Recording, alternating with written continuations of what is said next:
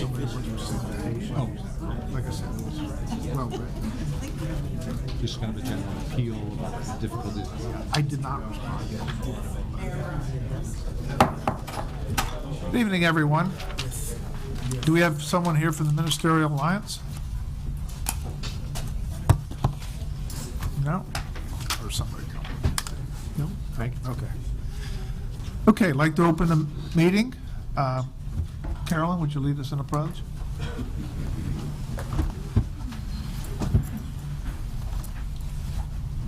I pledge allegiance to the flag of the United States of America and to the republic for which it stands, one nation, under God, indivisible, with liberty and justice for all.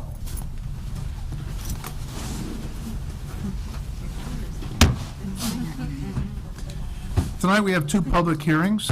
The first is a public hearing and the first reading of an ordinance to rezone 2141 of Old St. James Road. Tom?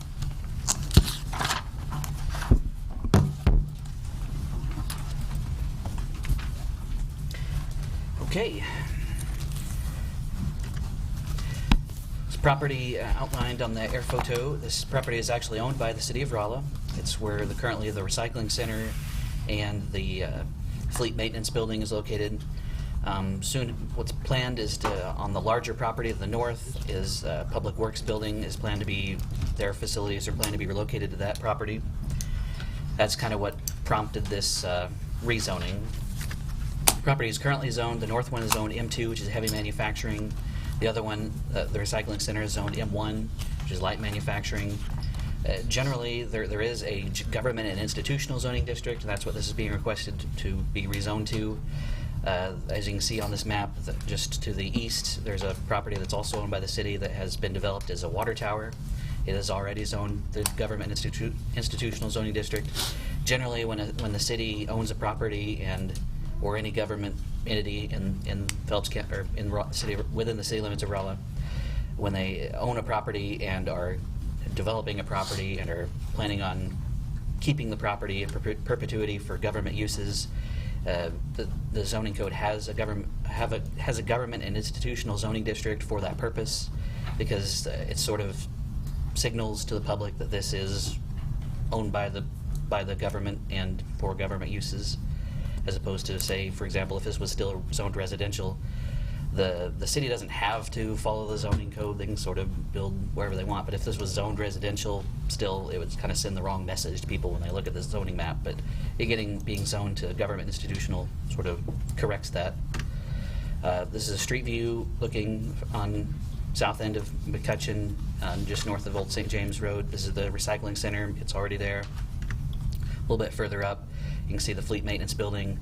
Just behind the fleet maintenance building is where that Public Works facility that I was talking about is planned to be built.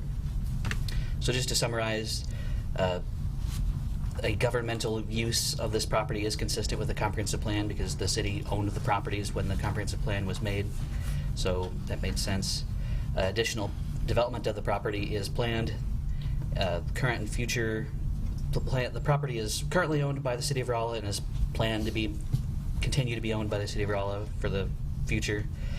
The GI, Government Institutional Zoning District, is then the most appropriate zoning district for that type of use.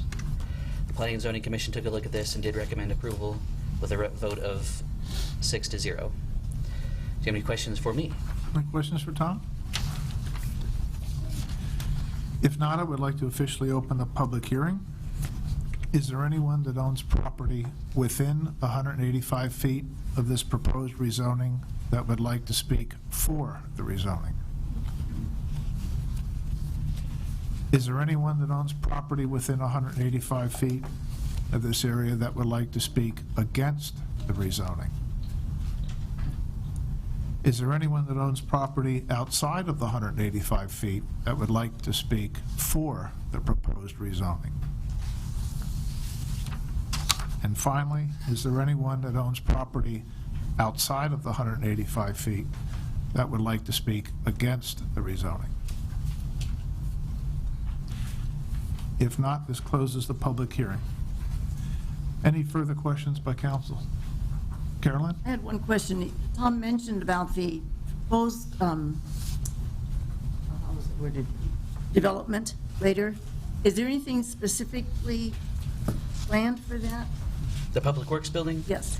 I believe it's been talked about here, that it's been open for bids. Yeah, that's the one on the agenda tonight. Oh, yeah, Oh, okay, it is, later on oh. tonight. Okay, so, never mind, okay, thank you. Okay.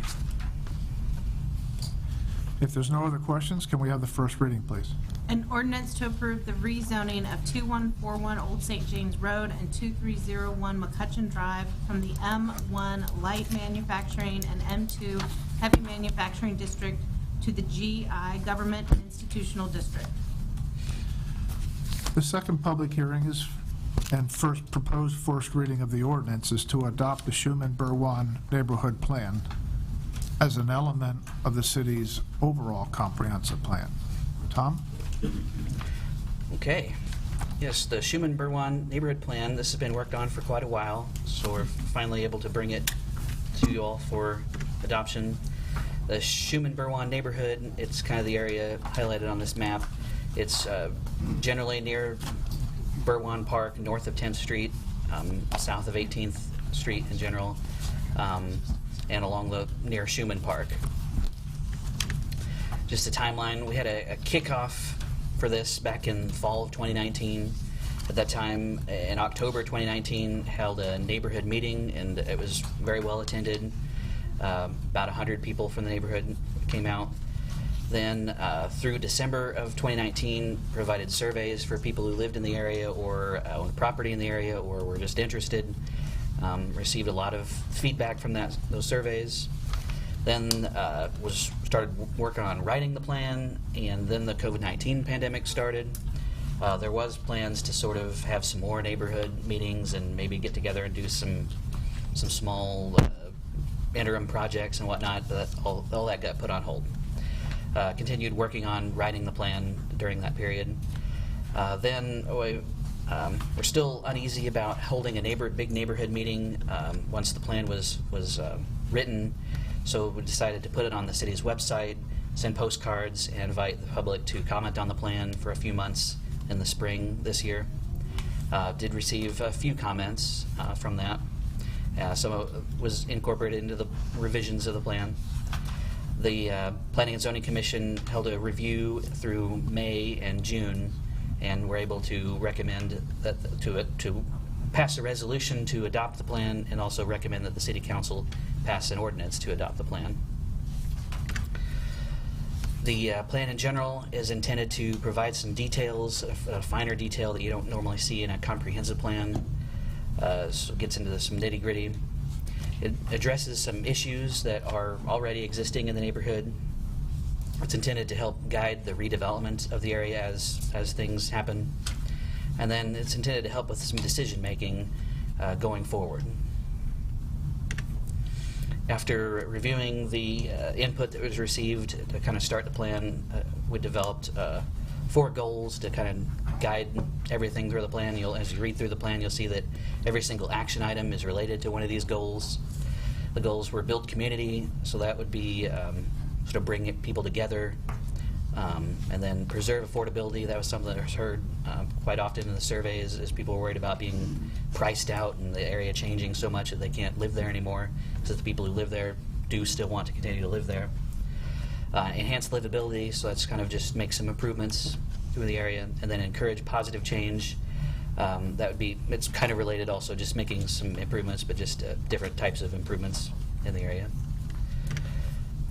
Plan covers a variety of subjects, from crime, property maintenance, changes to the parks, utilities, walking, biking, streets, alleys, parking, it's a big one, building design, building community, then preparing for disasters, then changes needed to the zoning codes and the zoning of the properties, and a plan for future land uses.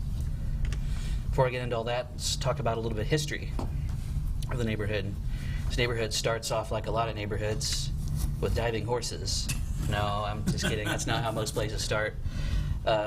Neighborhood, I would say it gets a start from a fellow named G.F. Holloway. He lived in Iowa, had a farm, and he figured out that 2 of his horses were okay with diving from high places into the water, and he used that to make some money and toured around the country and even went to Europe with them and made some money, and then he sold the horses, and then he decided to move to Rolla. And he bought a farm, and he did not bring the horses with him. The horses weren't here, but he bought a farm and started doing some farming things, and he became known as a kind of an interesting fellow within the community, and left such an impact that even though he only lived in Rolla for a handful of years before they ended up actually moving back to Iowa, but he lived here for so long that the house that he lived in forever has been known as the Holloway House. While he was here, just before he moved, he decided to plat off part of his farm, and in so doing so created the first area that was platted that became part of this neighborhood.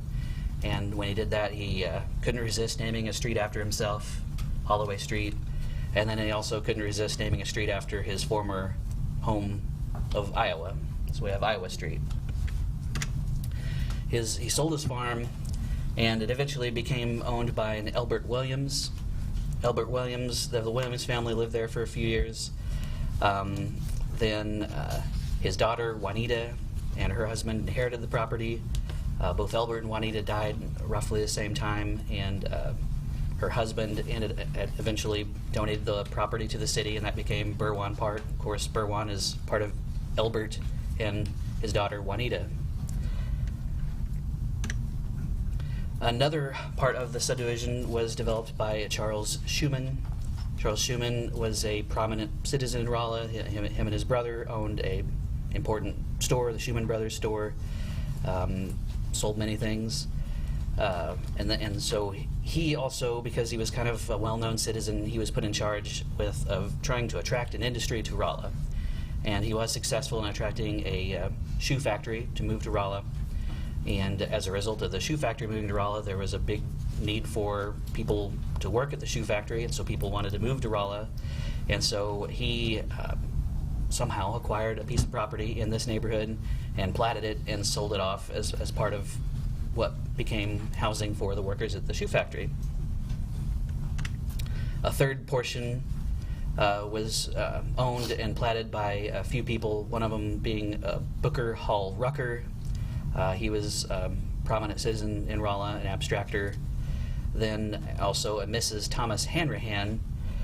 Interestingly enough, at that same time period, her daughter, Mamie Owsley, was the first mayor of St. James, and so the first woman mayor in Missouri. This page kind of highlights the future land uses that are proposed in the plan, just to kind of give you an idea.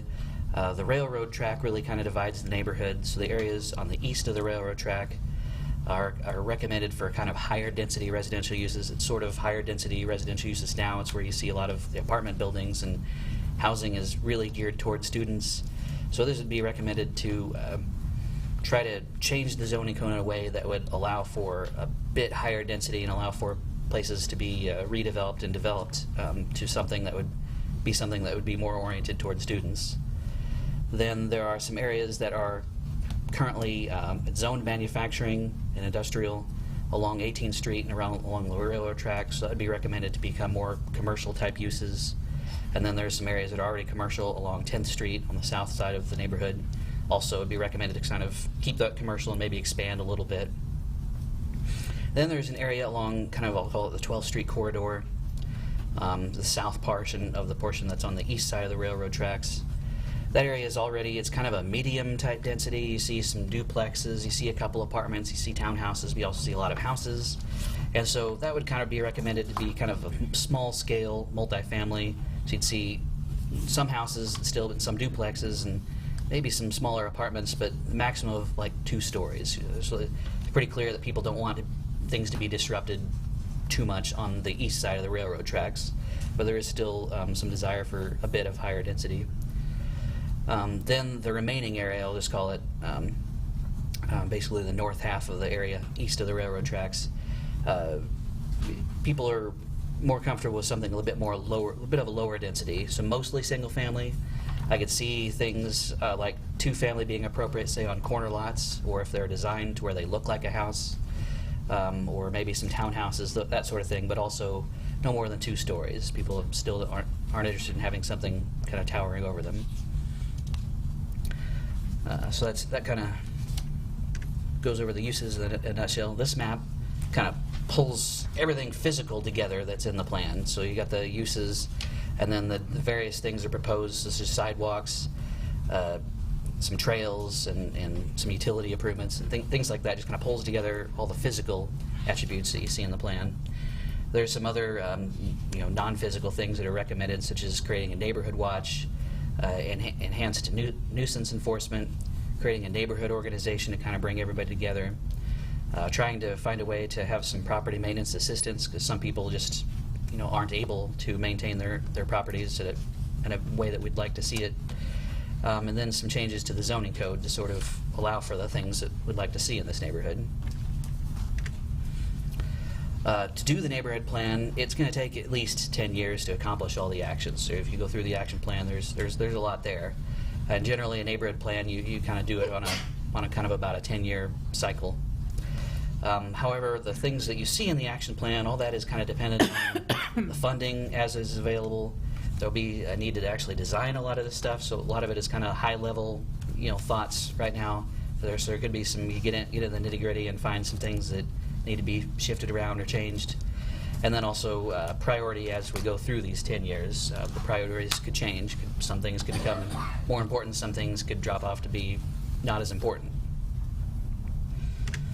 So then what happens next? We adopt the plan. There is that action plan, those last pages in the plan, so that goes through how we'd like to go through, and so there's some things I'd like to do immediately, some things I'd like to do within the next 3 to 5 years, and then more than 5 years, that sort of thing. Some of those items will require City Council to review. So as we come back, we'll come back with those things City Council needs to review and approve and/or fund. The Planning and Zoning Commission did take a look at this at their last meeting, and they also had, we talked about it at the meeting before the last meeting to kind of allow for them to fully review it. They did end up recommending that it be approved by the City Council with a vote of 6-0. Do you have any questions for me before you move on to the public hearing? Tom, I have just one question. Looking at the action plan, the immediate, which is defined as within a year, and the short term, which is 1 to 3 years. Most of this is going to fall on the shoulders of Public Works and Community Development, with a little bit of support from the parks. So my question is, do you 3 departments have the resources you need to do what's listed here within 3 years? Well, the immediate things generally are things that don't require funding, really. It's kind of getting out in some time type issues. The 1 to 3 year type things, there still has to be some discussion about, will we fund it type thing. So do I had to pick things that had the higher priority and kind of move them. So I mean, can things be moved around in the action plan? Absolutely. Here's what I'm driving at. Okay. If council's going to be asked to approve this, then I think that's what the expectation, that we're going to, let's say at least with the near-term things, actually do what we're going to say we're going to do. So that's why I'm coming back. Do we have the resources to do what needs to be done on this document? I'm not sure I could answer that with very much specificity. It talks about here establishing a neighborhood organization, for instance. Yeah. And that's listed under community development as Yeah. being the champion for that. Is that something that you and your department are going to be able to do, for instance? Yeah, I think we can do that. Okay. Public Works, Steve's got some money, so I'm sure he could do his part. Yeah. When you get to some things that do require money, that's sort of the thing that Okay. whether or not it gets funded is outside of my hands. I guess what I'm driving at is I don't want to mislead or create false expectations either for the public or the council that's being asked to approve this. So I'm looking for a warm and fuzzy that says, okay, within the next 3 years, we got a fighting chance to be able to do this. That's what I'm asking. If I can maybe weigh in a little bit, I would look at this more, other than that first year, where I think it's more That's why I'm saying administrative. 3. Yeah, I think that's opportunities. I don't think we have the wherewithal to be able to say, even in that 1 to 3 year, these are things we're going to be able to achieve. So we haven't sort of said, these are going to get done in 3 years. I don't think we can, I don't think we were prepared to say they're going to become a priority over everything else Public Works has to address. So maybe we want to tweak that kind of language and talk about, and I keep using the words opportunities rather than action items. Action items imply that they will be acted upon. They have to still meet the other responsibilities being balanced across the city. Okay, so then between now and 2 weeks, let's give some thought, because again, I think from credibility perspective, if we're going to say this is an action plan with dates and times, we need to do it. So, Yeah. okay. Carolyn? If you're talking about building on a lot of these properties, 2-story houses, whatever, what does that do to the, I know it's already limited, what does that do to the parking and green space that are required? Well, so one of the things that is, so currently, if somebody were to come in and rezone the property to something, it doesn't do anything because there's already requirements in the code. One of the things that is recommended is to take a look at the zoning code a little bit closer and see if there's some changes that need to happen for this neighborhood. I mean, is the parking adequate or is it too much? And is the green space adequate or too much? Or is it, one of the things that I would recommend is to focus more on, when it comes to green space, the first 10 feet of the property next to the road. I think that's the most important. If they have a yard in the back, well, I can't see that from the road, so I don't really care how much green space in the back. I care about having usable, good green space along the street for things like trees and whatnot. When it comes to the parking, it's a big issue. We talked about it a bit at the Planning and Zoning Commission meeting. There's definitely some different philosophies on that. I would argue that the areas nearer to the university, it's less of a concern because if you build apartments that are walkable, and then people are more apt to walk, and so not bring a car. Or if they do bring a car, perhaps there could be another business that pops up that they want to pay $100 a month to park their car, then so be it. Does that answer your question? Let me help with counsel. So what's important for you to consider is this. The zoning over there has been as it is for probably since Mr. Holloway was there. But in any event, there'll be times that the amount of investment that's going into that area has been very limited. Okay, we all see or don't see that.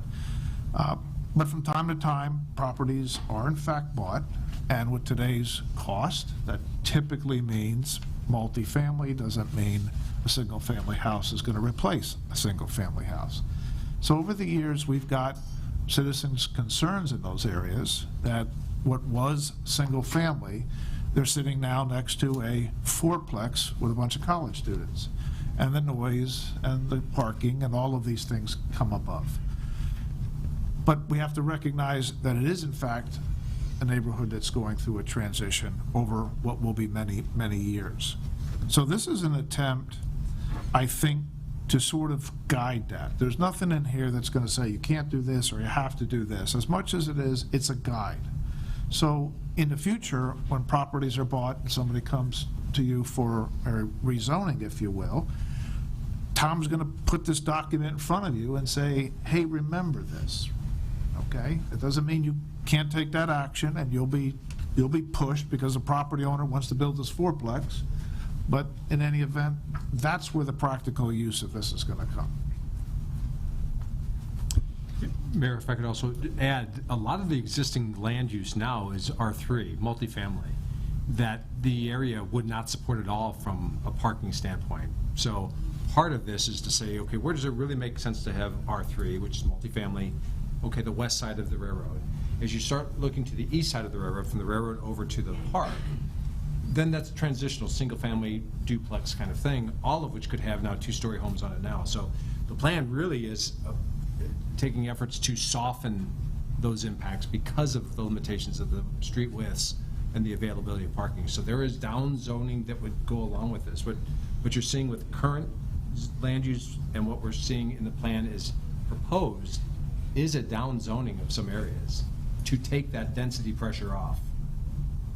Because right now, somebody could come in and plop in a multifamily facility on 2 lots next to 2 single-family homes. So we're trying to provide some transitional area here. So John and Tom, so let's talk about the down zoning, because that's going to be done or suggested? That's being I'll go ahead. proposed in It's being here proposed as an here. actionable item by Okay. the city initiating the So- zoning. So one thing that also kind of Well, hold on, let me finish this thought on down zoning. So council needs to be prepared that some of those property owners now that have a given zoning are now going to be down zoning. That doesn't necessarily mean a detriment to the value of their property, could be a perceived detriment, but those are the things that you will hear about. Go ahead, Tom. So 2 things on that is, that would be if that were proposed, that'll be a separate thing that we'll, we got to do public notice and talk about that specifically and get their input on all that. But also something to kind of wrap your minds around is we were talking about R3 and the zonings. Really, part of the problem we have is the current zoning code doesn't really translate to what it is we'd like to see in this area. Like, for example, the R3, really we kind of need an R4 district for the area on the other side, on the west side of the railroad tracks, because we're talking about something more compact than what is allowed in the R3 district. Because right now it's zoned R3, nobody's stopping them from doing a lot of stuff, but the R3 district requires, it's anticipating you're, say, on a 5-acre property, not on a 5,000 square foot property. So there's a lot of things that even though it's zoned R3, you can't do much with it. There'd be a talk about, it might need to create a new zoning district, and the same thing with the area along 12th Street. It's the current R3, it's what a lot of it's zoned now, doesn't really translate to what it is we want to see in that area. Because, for example, the R3 allows for 50 feet. We don't want 50-foot tall buildings in that area. If somebody wanted to build one there, that's not really what we want to see in that area. That's not what the neighborhood wants to see. So there's going to be we got to have some big discussions about what the zoning code says also. Tom, I think that's a real important point that you're making, and I don't want to be lost on the fact that there's some up here that don't have a lot of tenure. Is it possible to come, when we have the second reading, with some examples? You don't have to identify a specific lot, because we don't want to put somebody in a spotlight, but could you come with specific examples so that council could really visualize what you're saying? Yeah, I can try. I'd have to bring in some buildings from other places. I don't think it'd be a great idea to show here in Rolla, this is what we want to see, and here's what we don't want to see. I had to bring in some other places. Right, but I really want them to feel comfortable with this before we come back and do that second stage. So that's, Jody? So I participated in the October 2019 neighborhood meeting that kind of kicked this whole thing off. And it was very active, and there were lots of folks from the neighborhood there, and they brought out lots of really good ideas about what they wanted for their neighborhood. And there was a lot of energy around it, and it seemed as if people were excited to have the opportunity.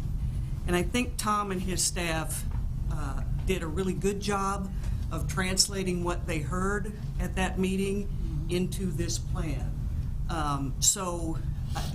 Unfortunately, I think we've probably lost a lot of momentum because of the COVID-19 situation.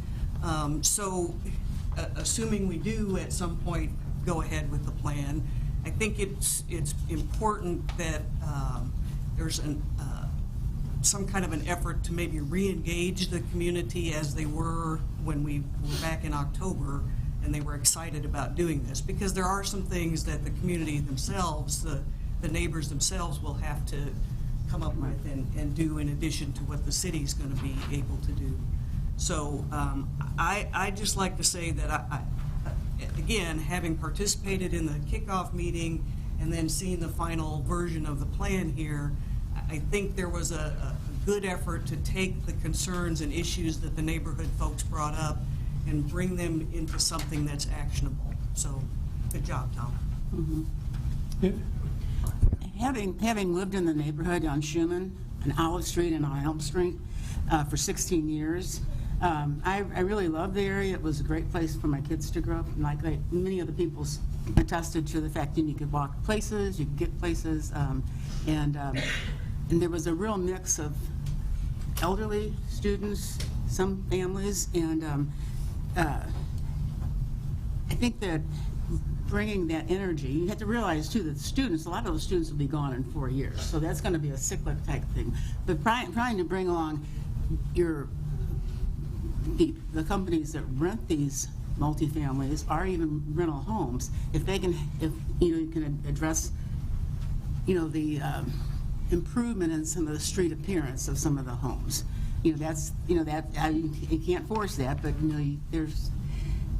but somehow there should be an ability to bring your neighborhoods together to help people can work as a group, revitalizing and such. I think sidewalks. There's still some water ditches, rainwater ditches that still are in the neighborhoods. And fixing those things up as far as the street, and I just think getting back to the residents, like you said, Jody, would be invaluable because it was a wonderful neighborhood to live in. But it very near times during the summer, there were a lot less people there, with students gone. But it was always nice to have them come back. That brought so much livelihood, to the area. So, I think it's well worth trying to invest. Rehabilitation of neighborhoods. I worked in St. Louis when we lived there, alley sweeps and different things, trying to help bring along, we're not blighted at this point, but, it was an effort, if you can get the community, residents of the community, even get some service projects in from the university, a fraternity that might help with some of the sweeps or, whatever, just scouting the neighborhood. But I think the groundwork, I applauded this plan. I thought it was excellent reflection on how people might look at it. But I think it has to start from the groundwork. The city needs to do what it can. Maybe the walking trail around Schumann Lake, that would be pretty cool. There was some talk in there about possibly a dog park at one end of the Schumann Park. Some of those things that would enhance the. It would be a nice boost for, the neighborhood, but it's not going to all happen overnight. Zoning changes, but I do think the limit of 2 stories is appropriate for the area. I always thought the university was going to infiltrate that area. I guess not, but I like the idea of it's an old part of town. We need to really savor that and enjoy that history, because we had a roof put on in our house on Elm Street, and when the roofers got up there, they had to, put boards and stuff. But they found 3 months of magazines from Life magazines from 1937 that they brought down. I gave the guy 1 month's worth, but I have 2 months of, magazines from the construction folks that left up in the rafters. So there's a lot of history, and it's just someplace I think we should try to preserve and really foster and make it a good place for the students to want to live too, and for young families. Do you plan on doing one of those presentations like you had done at the center? I went to that one, and it was pretty good, and I think it was nice that you stuck around and talked to people afterwards. That was good. So I am planning on going to the open house thing on Thursday and being available there if somebody happens to come. So the open house isn't specifically for this, so I'm not sure if people will come, but I'll be there. We had talked about having another open neighborhood meeting like the first one.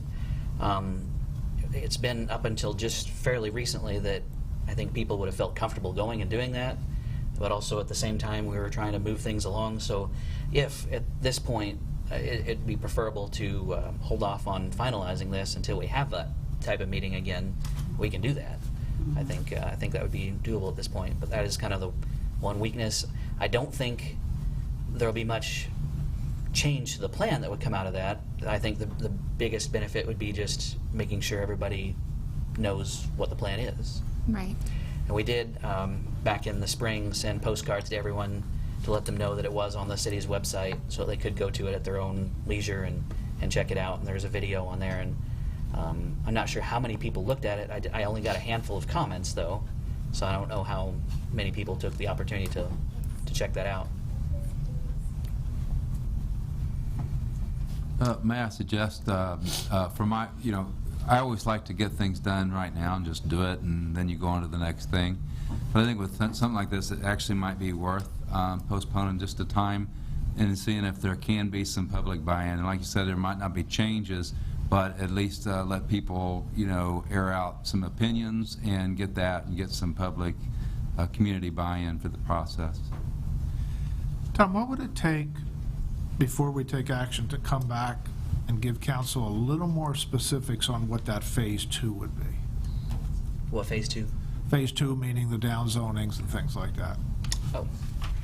Because again, if we don't do phase 2, phase 1 is useless. I mean, it's a nice document with colored ink on it, but in order to really make the changes, certain things have to happen. So is there a way to put together a second presentation which will give them and the public a chance to look at what will come down? I'm a little bit afraid of a bait and switch, where people see this, and then in 3 months or 4 months, we're saying, hey, we need to downzone these zonings, and everybody's saying, well, wait, geez, where did this come from? I'm trying to avoid that. Yeah, we can certainly do that. I'd had to work with you a little bit directly to make sure I'm getting everything you're wanting to see, but we could do I something. guess what I'm I think after it'd take is more than no 2 weeks to do that, surprises. though. That's what I'm after. Well, and challenge with no surprises. We can make sure the council doesn't have any surprises, but it's hard to engage the public if, we can reach out, and that's what I'm hearing council saying, let's do another effort of reaching out. I think you need to do both, Yeah. but these are the people who are going to cast their vote. So Yeah. they need to know what they're really voting on, so, okay. All right, let's think about that for a few minutes. Let's open the public hearing. Is there anyone from the public that would like to speak for or against this particular plan, either specifically to a component of the plan or just a plan even in general?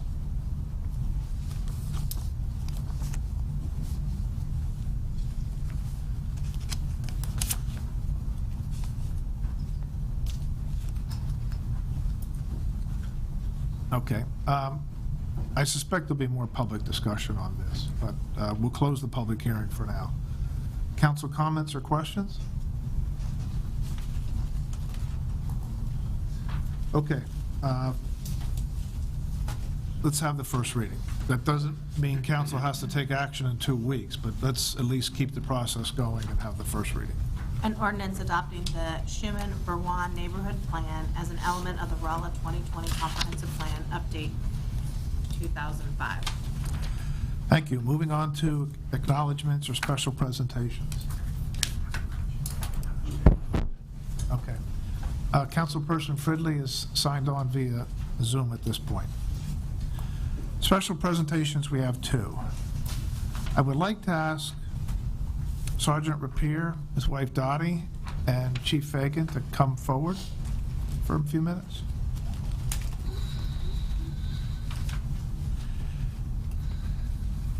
Tonight, we're recognizing the pending retirement of Sergeant Wayne Rapier.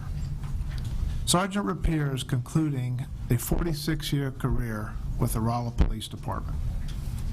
Over those 46 years, his duties were very diverse, and he has touched the lives of so many people. The ones that he touched the most are certainly the youth of our community. As a DARE instructor, he has taught this drug resistance program to what I would expect to be over 1,000 students. As a school resource officer, he is there not only to protect in the case of an emergency, but also to be a friend and a mentor to our youth. As a licensed EMT, he has been able to provide emergency care to accident and assault victims while they wait for ambulance personnel. His calm but firm demeanor provides assurance and comfort to victims and those in need when they most need it. While he has had this career with Rolla Police Department, he still found time to do many other forms of community service. Just to name a few, board members of his church, the local Red Cross, and in his younger days, a coach for youth sports such as baseball, basketball, and football. In his career file, there are many letters of appreciations, and here are just a few. Thank you for all of your kindness and caring the night our child died. Without people like you, we could not make it through this tragic time. From another, Sergeant Rapier was the responding officer when my husband passed away. He did everything he could possibly do for him until the ambulance got there. Then he even rode in the ambulance to the hospital. And finally, this one. I was lying on a hospital bed from an attempted suicide, and you were there with me from start to finish. You saved my life.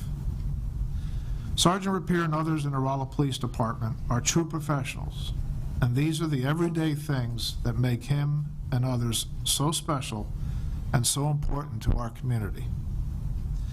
I recently read a city newsletter dated spring of 1995. There was a profile of Sergeant Rapier for what was his 26th anniversary with the city. The article made a reference that a young Wayne Rapier, as a kindergartner, told his school principal that he wanted to be a cowboy, a fireman, or a police officer. We are glad that he chose the latter, and our community is better for it.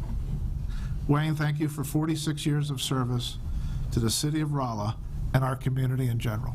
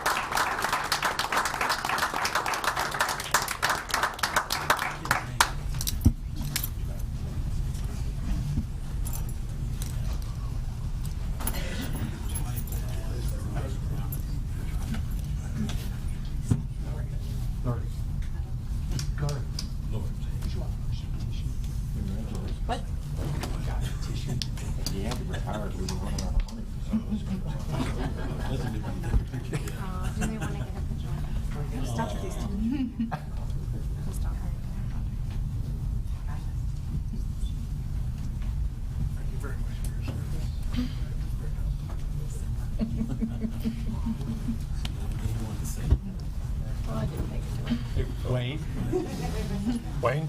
Yes. Say anything. Yeah, you want to say anything? No. There's that calm demeanor again. I think I'd like to say thank you to Mrs. Rapier for 46 years of supporting her husband in the job that he's done.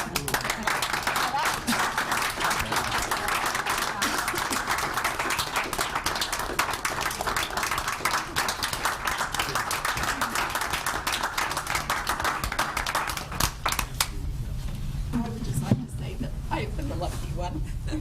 He's a great man. He is. Well, Chief, you got a tough act to follow. Yeah, no kidding. Okay. Okay, the second presentation is about reestablishing our neighborhood watch programs. Yes. Neighborhood Watch has always been really big in Rolla for many, many years. And then sometime around in the 1990s, it kind of fell off. Volunteers ended up moving, people ended up quitting, so we suspended the program. Well, we are very actively trying to get the program going again right now. What Neighborhood Watch is basically is a partnership between a neighborhood and the police department. It opens up communications and dialogue. If a particular neighborhood wants to do a Neighborhood Watch program, and that could be simply one block or several blocks, we ask that they contact the Rolla Police Department and let us know that they're interested in it. We will provide the people with a kit that we have purchased that has absolutely everything in it that you need for Neighborhood Watch, including signs that they're going to put up on your block to let people know that there's a Neighborhood Watch program going on in your neighborhood. It's a very effective program. Does it cost any money? Yes, it costs a little bit of money. These kits cost us $50. We purchased 20 of them in the hopes that we'll have 20 neighborhood watch programs.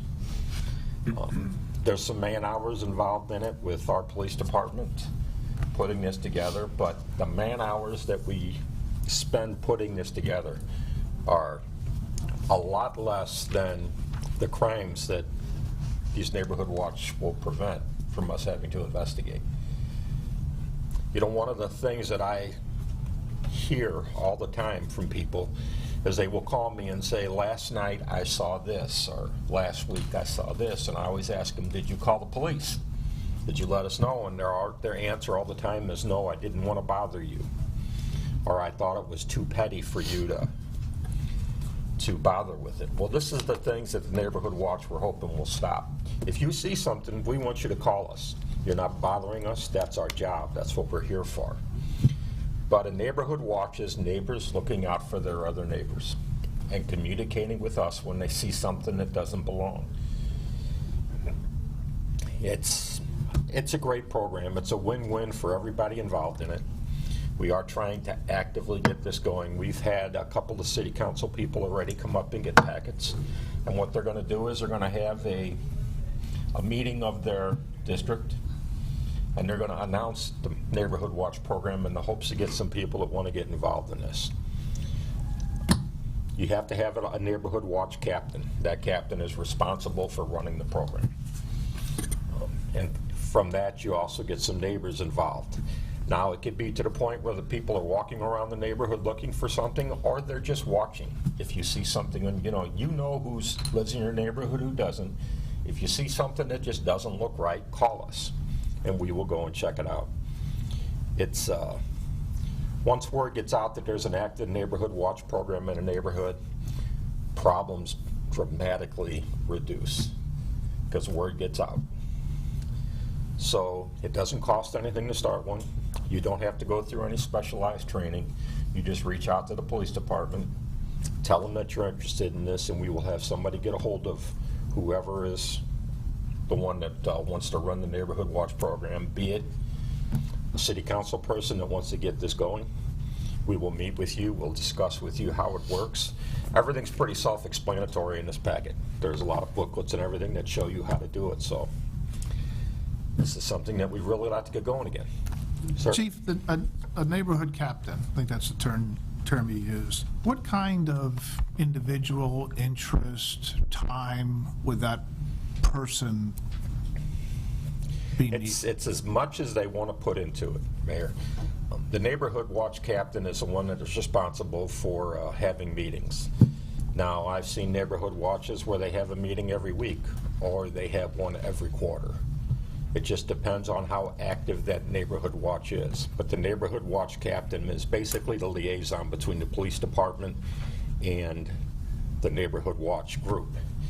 When they do have meetings, we, as a police officer, like to attend those meetings. It may be me, it may be the one who runs the program, or it may be the officer that works in that particular area, part of the city.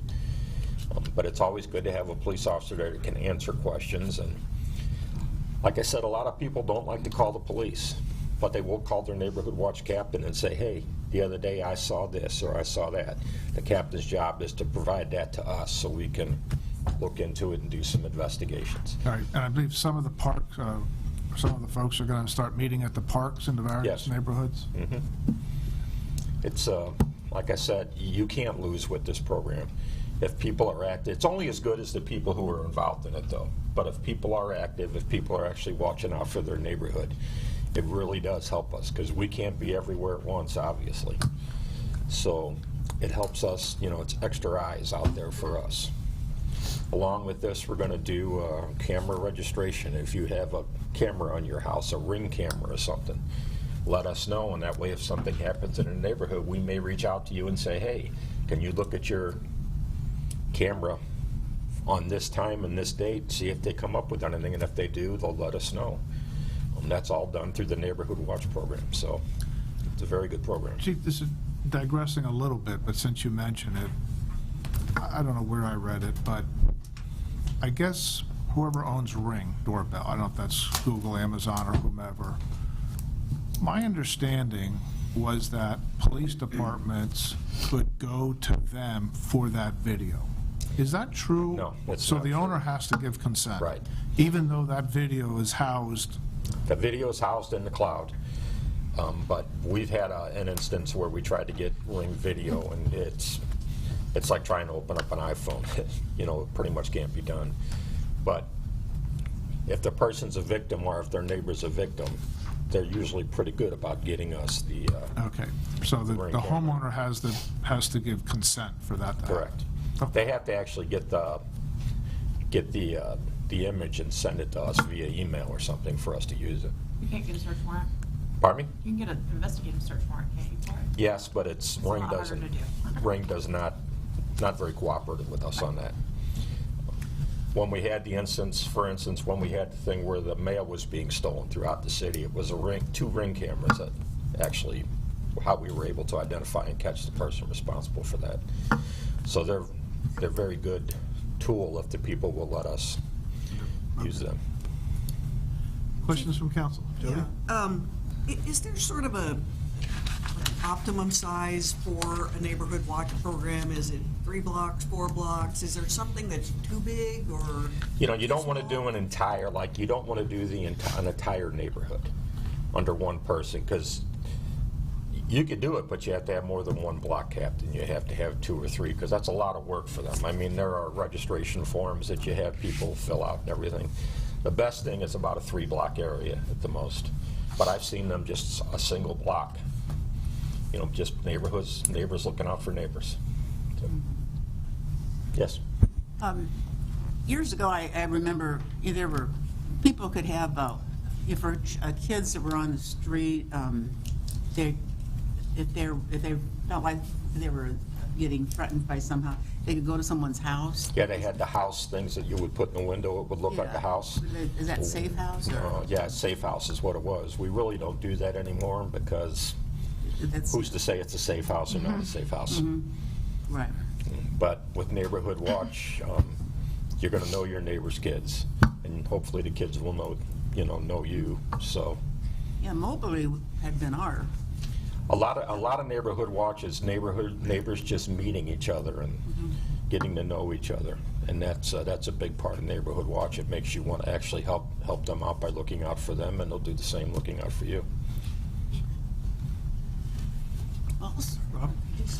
Yes, I'd just like to announce that we're actually, in Ward 4, we're having a meeting on July 15th at the Veterans Memorial Park. We have that reserved, the pavilion, and we're going to have a police officer over to discuss this program. So all people in Ward 4 who are interested in joining along, we'd love to have you there. You can email me at rkessinger@rollacity.org, not orga, but org, or my Facebook page, Robert Kessinger, Rolla City Council, or something to that degree. If you have any questions, we're going to do it for that. Also, since the last meeting, when Megan brought up about abandoned buildings and Mariah brought up things, I've had a number of phone calls of people asking me about that. So we'll also open it up for those discussions at that time as well. So we encourage people to come out. I think this is a great program. It is great for safety, but I also think that one of the things that we need is this neighbors looking out for neighbors, building community. I think this is a really great infrastructure for that. Thank you. What time is that on the 15th? 7:30 p.m. We plan to go 7:30 to 8:30. Okay. Is that? Well, your police officer told me I could text any time, even at 3 in the morning, so. No, he was joking. Any other questions? Okay, thank you. Thanks, Chief. Ann had a. Moving on to old business. The first is an ordinance authorizing me to enter into a contract with NB West. Darren? So at the last council meeting, council awarded the bid to low bidder NB West for fiscal year 2021 asphalt phase 1 improvements. There's a list of projects here that will undertake with this project number. So staff is recommending final reading of the ordinance authorizing the mayor to enter into a contract with MB West Contracting for $313,467. Any questions for Darren? If not, the final reading? An ordinance authorizing the mayor of the city of Rolla, Missouri to execute on behalf of the city of Rolla, Missouri, a certain agreement between the city of Rolla, Missouri and NB West Contracting Company for fiscal year 2021, Phase 1 Asphalt Improvements, Project 523. Is there a motion to approve? So moved. Second. I think that was Ann and Carolyn. Roll call vote, please. Lawrence, Yay. Johnson, Yes. Murphy, Yes. Fredley, Yes. Renaud, Yes. Steen, Yes. Mayberry, Yes. Higgins, Yes. Eberly, Yes. Lyons, Yes. Bolin, Yes. Kessinger, Yes. 12 ayes. Ordinance is approved. The second ordinance is approving an interim agreement with Bird Scooters.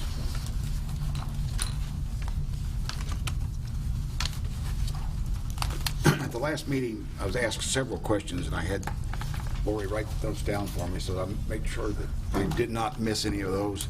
And I'd like to go through, there's about 11 of those, that's all right. One was, does Missouri require motorcycle helmets? No, they do not. They're not required to have a motorcycle. Can they ride on the sidewalks? No, they cannot. That's explicit in the statute that a motorized bicycle cannot ride on the sidewalk. Are they required to have insurance? No. I even went to the trouble of contacting my insurance company to see if I was covered if I rented a scooter and had an accident. Was I covered? And I'm not. So the only thing, if you own the scooter, you could insure it for loss or theft, but there's no rider that you can get on your insurance policy that will cover. Steve, what is that? When you say insurance, what does that mean? Insurance in case you hit somebody? Liability insurance? The only Because you have insurance- medical insurance. The only insurance I know of is theft or loss. If you hit somebody else, you're liable, but I couldn't find anybody that would write a insurance Okay, policy. so there's no liability insurance, but there's presumably medical insurance and property damage. Well, that would be up to the person that had the property damaged or was hurt. Right. I just want to make sure I understand when you say there's no insurance, what that really means. There's No when liability you get your car insurance, you have to get liability insurance. There is no liability insurance available for a scooter. Okay, thank you. Is there a possibility these will be damaged or thrown in the river? I did contact Washington. They did not have any record of any of them being thrown in the river up there, but someone could steal one. They'd be pretty heavy to lift up and carry away. But your credit card is on there when you rent it, and if it happens to get destroyed or lost while you're renting the machine, you're going to be liable for it on your credit card. Couldn't someone that doesn't rent it steal it though too? And then I didn't hear you. that's, I mean, I'm sorry? You can't activate Yeah. it until you put your card. yeah, but if somebody was to walk up to a scooter that was left there and they decided, hey, I'm going to steal this, Yeah. they They could could, do sure. so, and then it would be the card holder that rented the scooter. Well, no, it would it- stop. it Once would have the been scooter parked. stopped. Once it's parked, then the credit card. Yeah. Okay, gotcha. So once, it wouldn't go, okay. And just as a point of clarification, this would be Bird's problem, not ours, right? Right. I mean, so, Right. Just a question. no, I wasn't. I Oh, was okay. just clarifying. Once somebody asks if somebody got injured, that would be up to your own health insurance to cover your injuries. Who's responsible if a vehicle runs into a patron or on a sidewalk? Well, they can't ride on sidewalks, but if they were involved in an auto accident and there was damage to a car, it would be up to the car owner's collision insurance to take care of the damage. The scooter is not required to have insurance. Can they drive across 63 and 72? They can actually operate on Highway 63 and 72. I think they're only prohibited on interstate. I wrote this agreement for a year, and when I went back and looked at the notes, it specifically said a 6-month agreement could be bail out early. And The answer is, yeah, mine's a year, but we can make it 6 months, and yes, there is a bailout clause in it.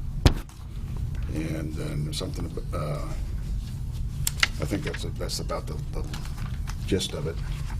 But I did want to point out a couple of things about the actual motorized bicycle. By state law, these are considered a motorized bicycle. They're required to operate under all the traffic laws. If you're over 17 years of age, you can be ticketed for any traffic moving violations. The DWI law is in effect. They must have brakes and lights on them. And this goes for any, either one you own or one you rent. So all those things are in the state law. Now let's get to the actual agreement. I contacted people from all over the state. I talked from economic developers down to police officers about this. The city of Washington, they have a sergeant who inherited the bird situation because he has a traffic committee. The smaller communities do tend to be police oriented. Larger communities falls to public works for the actual collection of the broken and abandoned scooters. Obviously, if there's any moving violations, that would come under the police jurisdiction. So, some of the highlights that I have in this agreement, that the bird scooters can only be operated on roadways and public right-of-way. There is nothing that lets them go on to private property. That's something that they would have to arrange with the property owners. They can be parked off the street, or they have to be parked off the street and in the public right-of-way. The riders must be at least 18 years old and have a valid driver's license. I wrote the agreement for 6 a.m. to 9 p.m. I originally started out with dusk to dawn. The company wanted a whole lot more than that. I compromised at 6 to 9. They're still wanting 4 a.m. to 11 p.m. as the hours of operations. They will be programmed not to work on Missouri S&T's campus.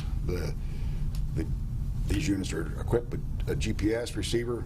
Once they cross a certain line, they slow down and stop. They can be programmed to do that anywhere in town. They can also be programmed to where the top speed can be limited when they're in certain areas. They will not be able to operate in rain, snow, or icy conditions. We did not draft a non-exclusive clause in the agreement. And as I said earlier, the agreement can be terminated at any time by the city. A couple of things were brought to my attention. Well, 6 months was one. That's section 2. That would be, we changed that from a year to 6 months.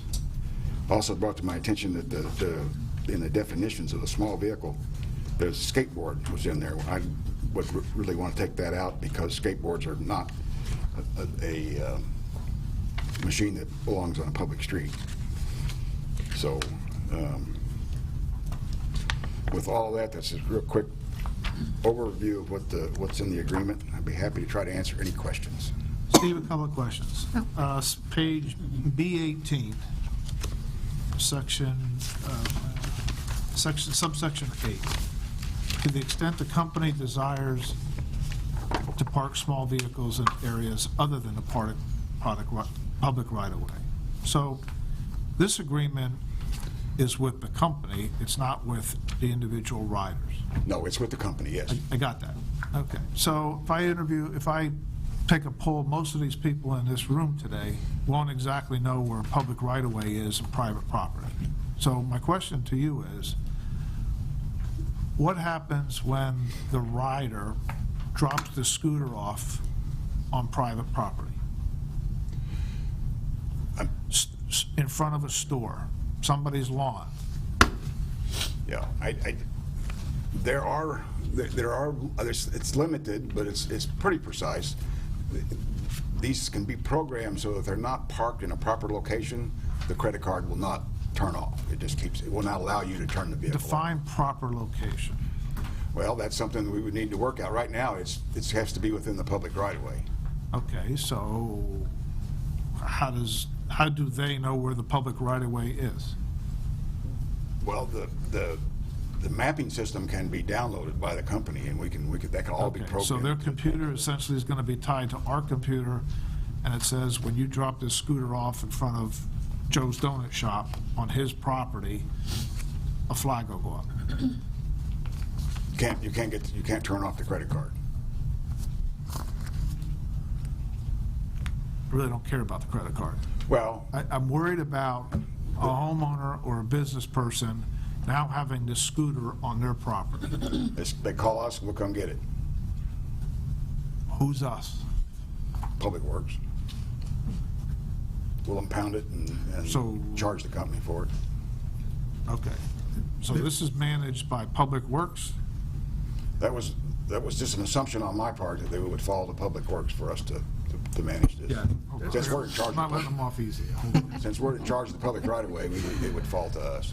Yeah, and there's a section under section 4.4, which is the time for corrective action. It speaks specifically reports of incorrectly parked small vehicles. So if somebody's doing it on private property and we get a call of that, no one's going to see We'll notify that. the We'll notify company. the company, and they've got within 2 hours of receiving the formal notice and so many hours to abate. Now, that means it's going to be there, it's going to occur, but there's a process of reporting that.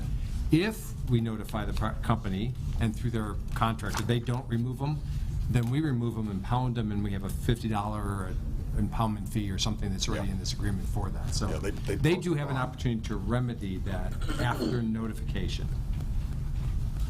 Okay, section 413. On days where inclement weather, rain or snow. How's that defined? It's raining between 8 and 9 in the morning, the computer shuts these things off, rain stopped, they go back on? Yeah. Okay.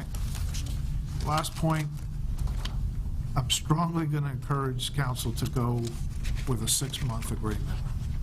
I think the community's got to get comfortable with these things on the road and where they're going to be parked and so on and so forth. But I would say, I don't know how fast they're able to get up and running, so I would say 6 months from the time that they start operations, as opposed to 6 months from today. I don't know what their mobilization time is going to be or whatever like that, but that would be my suggestion to council. Questions? Terry? Will they be allowed on Highway 63 and 72? Yes. And it's a little surprising, we weren't sure of that answer until we took out with them, but realistically, bicycles can be on those same highways as well, and do ride on those highways. And they shouldn't ride on those highways. They shouldn't, you take your life in your hands. And but they'll they be can. going no more than 15 miles an hour. Pardon me? And they'll be going no faster than 15 miles an hour. 15 miles an hour, yes. Downhill, it's probably going to be faster. They're governed to go only 15 miles an hour. Right. Downhill with the wind at their back, I'm sure they'll go a little faster than that. So my question is with enforcement, so if, if one of these gets thrown in Schumann Pond or something happens, then you're going to have to pull it out, right? We'll Like, notify that's the what- owner, and then if they don't deal with it, we'll have to. Okay, and then what about all of these, because I'm looking at this and there's all these rules, who's going to enforce this? Is it going to be, It will be in the operations of the, when you rent the thing, all these rules are there and shows you how to properly operate and all those things, and you'll hit a button and say you're going to do that, and then, right? well, But you're going to have 50 to 75 scooters that our police department might have to go, and it just sounds really risky to me, especially when we're shorthanded already. Lister? Yeah, thanks for presenting this, Steve. It's good stuff, and I like that we're moving forward and being creative. I do have a couple of concerns, though, with this. Is that Okay. Insurance is a huge concern. I'm really concerned about that. Not having liability. I'm concerned with how we're going to enforce 18-year-olds being. You have to be 18 and above to be able to get on this thing, and They're who's going to have to show an ID. Huh? They'll have to show an ID they'll have to take a scan their ID, But and if once- it's not a valid driver's license, you won't be able to rent it. So they have to scan it at the time that they want, every time they want to rent it? Yep. Okay, I didn't read that, but thank you. That gives me a lot of clarity on that. I am concerned about a lot of parking violations with this. And also, I didn't see the area of coverage that these scooters are going to be allowed in the community. I would have liked to have seen a map to say where is it, because I know it's not going to be the campus. Yeah, Is they're it not the going whole to be allowed on entire, campus. Yeah. Everywhere but the campus. the whole Rolla community other than city limits, I guess. Am I understanding that Yeah. correctly? As it is now. You Yes. could limit it. We can only give that permission for city limits. We can't give permission outside. Absolutely, but I'm just saying it's, city limits is what we're doing, other than MS, and not the campus, because I know the university is not allowing them on the campus, right? I specifically questioned the company, and yes, they will provide them with the mapping, and they will program the units not to work on the university campus. Okay. Right. Now- But you have the wherewithal to limit it to a geographic area by contract and by technology. So if you want to hypothetically say, hey, the likely users are going to be on the periphery of campus or downtown to get to various stores, then you could do that. I think that's where I was getting to that point, where maybe we could have like a pilot area that we could start off and try, but yeah. But thanks, Steve, again, it's forward thinking. I'm really cautious about that. I did also notice that there was a couple other communities in the state of Missouri that's doing this, but they have limited experience, I guess, in doing this, so I would like to kind of watch them a little bit and monitor what they're going to be doing a little bit more before I Most feel of like the I'm ready. communities that I talked to have not really been in operation all that long. Correct, all right. Thank you. Deanne? I went and used these, actually. I was in Kansas City over the week, and they're really easy to use. I feel like you all are assuming the worst of people and bringing up 18-year-olds. We send 18-year-olds off to war. I think they can handle riding scooters. They can't even look both ways before they cross the street sometimes. Well, thank God we're sending them off to war then. So I used these, and in these slow areas that we've brought up, you can program that. It will start beeping at you, so it's not just like skidding you to a stop, so it's not throwing anybody off the scooters. It's very safe. It starts beeping at you, warning you that you are in a slow zone. It comes up and lights up. It tells you you are in a slow zone. You cannot go any faster than that, and you're already limited to that 15. So whenever it dropped me to a slow area, I think I was going 5. When I talked to other people who had been using these, and I saw no police interaction with anybody, and I was one of the wild people out until 2 a.m. on them, everybody there seemed to be fine with it. And actually, the person I was with, we talked about how it seemed like it was its own culture at this point, and how it was bringing young people together. We've been talking about bringing people together in this community for a while now, particularly tonight with the Neighborhood Watch. I think this would bring young people together, and given I went to college here, I know that there's a lack of anything to do at night. If you want to go find something to do that's not getting drunk, this would be a fun thing to do, riding around downtown. If you don't have transportation, this is a really good option for that. I didn't have to drive while out. I could just take a scooter and go. Whenever I parked them outside of businesses, the business owners were asking us to do that because other people were using them to then go to other businesses. So it was bringing people to businesses, generating more revenue. I'm just going through this all now.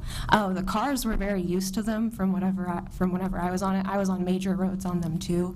Didn't have any trouble with it. The cars go around you. Just in talking to people and actually experiencing this, I don't think we have a lot to worry about. People are on bikes, people are on skateboards, people are on longboards. This is the exact same, it just has a handlebar. Thank you. Carolyn? I talked to a constituent this morning, or this afternoon, that called me about this, and she was saying that she has a business downtown, and she talked to her lawyer, and he said that if a customer come out of her business and somebody on a scooter hit and injured that customer, that business is responsible. So this is from her lawyer. That's really a tough situation for any business. And you're talking with other cities. Have other cities experienced physical harm to multiple people, particularly outside of small businesses? Like I said, most of them had only been in operation for a small time. But in that there small were time, did anybody say that? Big doubts whether it would work, but every one of them said that the people were renting the scooters and they were being used. So, and they didn't. And so again, And they really didn't have any problems with it. and then during it, we are having to upload my ID. I had to upload my ID several times, not just once. Whenever I would approach a scooter, I had to upload my card and my ID. Sometimes you're in the middle of riding and it will slow you down and have you redo your ID. So there is no getting out of it. It knows who you are, it has your information. If you leave it somewhere, it's linked to you. When you park it and stop running it, it pops up and asks, are you done? You have to say yes. You have to take a picture of where you've left the scooter and send that in. It is a very detailed system. I did want to clarify something. I didn't say 18. I said if younger than 18 was what emphasis I was concerned about. Oh, I wasn't talking about you in particular, Okay. Mr. I just wanted to make sure that people understood that that wasn't what my I statement just was. feel like Gotcha. a lot of people have had a lot of bad faith with this, and particularly with young people, and I don't particularly understand why. I actually went out and used them, and I didn't see that. I didn't see anybody causing trouble with them. Most people were out in groups. I actually only saw one person out alone on one. It just seems like a fun thing for people to go do together. Was it a hassle having to do your ID over and over, or? No, because it warns you that it's going to come up and do it, and it doesn't do it over and over Yeah, again. I've never done it. It does it whenever you first sign in, and I think after about 30 minutes of riding, it had me do it again. Rob? Okay. As a preventive, and you may have answered this, I just wanted to get a clarification. So you put your credit card in, and then when you stop somewhere, will it alert the rider that if you continue on, the credit card keeps on going? Yes. Is there a mechanism so that they know if I leave this at the door, Yes, that so I'm going you to continue being charged? you can't just leave it. You have to take a picture of it. If you don't take a picture of it and say you're done with it, it's going to keep charging you. But like you brought up where you don't want people to park it, you can program it so that it can't be parked in certain areas. There were areas where I couldn't leave it. It wouldn't stop charging me. It wouldn't stop. There was no option for me to leave it there. If I left it there, it would continue charging my card. And so you would know as the You would rider know. that this is going to keep on. It also gives you an option for a day pass and a month pass. So if you're just being charged by the minute, that was a bit more expensive than just buying that day pass, which is what I ended up doing. And I'm glad I did. It was really fun to ride during the day and the night. Highly recommend to all of y'all, especially the skeptics. Try it before you judge it. And it's the same one that we're talking about. You used Yep, the same Bird. company. I used exactly the same company. Yeah? Well, the Bird, it's a, what is Bird here in this, and it basically they're advertising it as the last mile. You know, someone, you know, parked in a lot somewhere, they could then get in take a scooter and get Yeah, down. it actually reminded me of the farmer's market, that issue we were talking about a few meetings ago, not having enough parking for people to get down there. Well, now you're going to be able to park way away and just scoot to the farmer's market, and it's really simple and fast and easy. Affordable, environmental friendly transportation to communities. Also, there's a clause in here too that people that are financially strapped, they can get a pass for, I think, $5. I don't know if it's a month. Yeah, I read about that too. There's an income-based plan that you can go with it. Veterans also, they're, you know, the financial benefit, but I think it's just the sign of the times. I think it's a good idea. I think we should give it a good try. Rob? Yes, and I want to keep driving at this because my interest in this is I don't want these parked everywhere, you know, and so the follow-up question I have: if you do a day pass, what would stop a person in the middle of that day parking it anywhere because they've been charged for that day anyway? You still have to send in the picture and get it approved to be parked there. If you don't do that, it can overcharge you, it can fine you, you can get banned from using these. Whenever you agree to all of it, it shows you, like, if you mess up so many times, like, you can just not get to use them anymore. That's also an option for people who keep breaking the rules. The app also shows you where these are located, so if you're out looking for them, and it shows you where you can safely park them. So, I mean, the app is very interactive in both ways. It's very user-friendly, too. Though I went to S&T, I'm not the most technological for a young person, and I found it to be really user-friendly, super easy. The GPS on it is just like you would use on your regular smartphone, and each of the scooters are marked with a little blue dot, and then it will tell you when they're not in use anymore. So he mentioned 2 a.m. to 4 a.m., something like that earlier. In Kansas City, that's when they're off. You can't use them at all. So if we don't like it, we can just turn off the time to an even lower amount of time, and they won't work at all.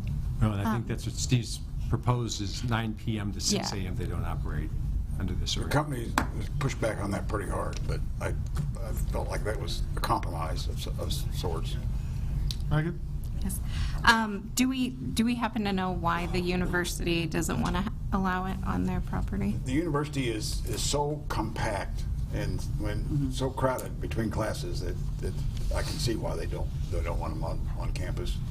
I did suggest that they make areas available adjacent to the campus where these could be parked, and that they work with the company to try to come up with those locations. They can also be programmed to go no more than 5 miles an hour if they had certain areas along the campus. I know the campus is doing some pedestrian ways throughout the interior of the campus. It's possible that at some point these could be programmed to operate on that specific corridor at 5 miles an hour. Also, just to follow up, we talked to Mizzou in Columbia specifically about their downtown area and the university. In 2018, they did this, rolled it out for a year, and they revoked it. Bird's come a long way, the technology's come a long way. At that time, the university didn't allow them at all. They confiscated them all and charged Bird $1,400 to reclaim the ones that the university withheld. This time around, which they just reopened their contracts, the university is allowing them everywhere on campus. And Bird has agreed to a payment to both the university and the city for it. We're not proposing that at this point because we really want to take this as a trial and not have the dollars affecting decision-making at this point. But Right. the university, Mizzou, came to the realization that their students were desiring this. My gut instinct is the university will reevaluate this after 6 months or After a year seeing and it. see whether or not there's more demand. Want us to trial it first? Yeah. Also, to that point, most students at S&T, in my experience, engineered their own bikes and scooters to be motorized and did bring them to campus. Jody? So I'm going to give the opposite perspective. I haven't ever used one myself, although they look fun, but I'm not doing it. Do it, Jody. I fall They're fun. off and kill myself. But I have driven a lot in a college town that has had scooters for a number of years. And I've got to say that watching out for the walking students was a lot more problematic than watching out for the scooters. And you do get used to seeing them in the roadway. You do see them parked, and it seems like a lot of times it's not just a single scooter parked. You'll see 4 or 5 of them parked in one spot, and it'll be like at the end of a road on the sidewalk. And you know, it's something else that's visual that you see it as you're driving, but I don't remember ever in the years that I drove with the scooters happening that there was ever any kind of driving situation that I was in that a scooter was a problem for. So, I mean, I can see where the potential is there. I can see where drivers are going to have to get used to seeing them and get used to that extra visual happening, but I do think that it's possible, even for old people, to get used to something new. It also comes down to personal responsibility. I mean, I'm the opposite. When I'm driving, I have a hard time picking up a motorcycle that doesn't have its lights on, and I really annoy a bicycle rider that's weaving in and out, trying to pass cars and everything else. So a lot of this has to do with the responsibility of the users. I certainly think this is worth trying, but I would like to suggest to council that you consider 6 months and maybe another 6 months. Give the community a chance to feel comfortable with this before we have these things buzzing around. Megan? I would just like to say, I know last week Mariah had stated that she actually heard some good feedback. I've reached out to so many different people, and I failed to find one person that wants bird scooters, and I've talked to businesses, I've talked to people in my wards, I've talked to people throughout the other wards, so I'm kind of leery on this. We don't know. Try it. Limit it to 6 months, and then after that, that puts you somewhere, close to the end of the year. Give it another 6 months to get through a school semester, and then make a decision. Ryan? Yes, so I wanted to say I did get initially some positive feedback, especially at a meeting that I was at. But afterwards, I've reached out to a number of small businesses. I say probably the majority of the businesses downtown I've reached out to. And I've definitely gotten a much higher percentage of people who do not want them on the streets. They're concerned about safety. They're concerned that our downtown area is, at this point, so small that it can't really sustain it. And they're concerned that where they're going to be parked, they're going to be, blocking people walking up and down the sidewalks. The speed at which they're driving may keep as many cars from going down the streets and back up the traffic. They're concerned about, being liable.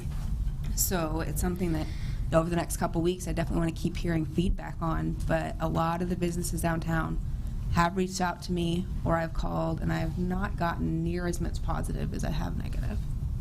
I've had people say, we're working on beautifying the town, but then now we're going to get 50 to 75 scooters, and if they're cluttered, how's that gonna look?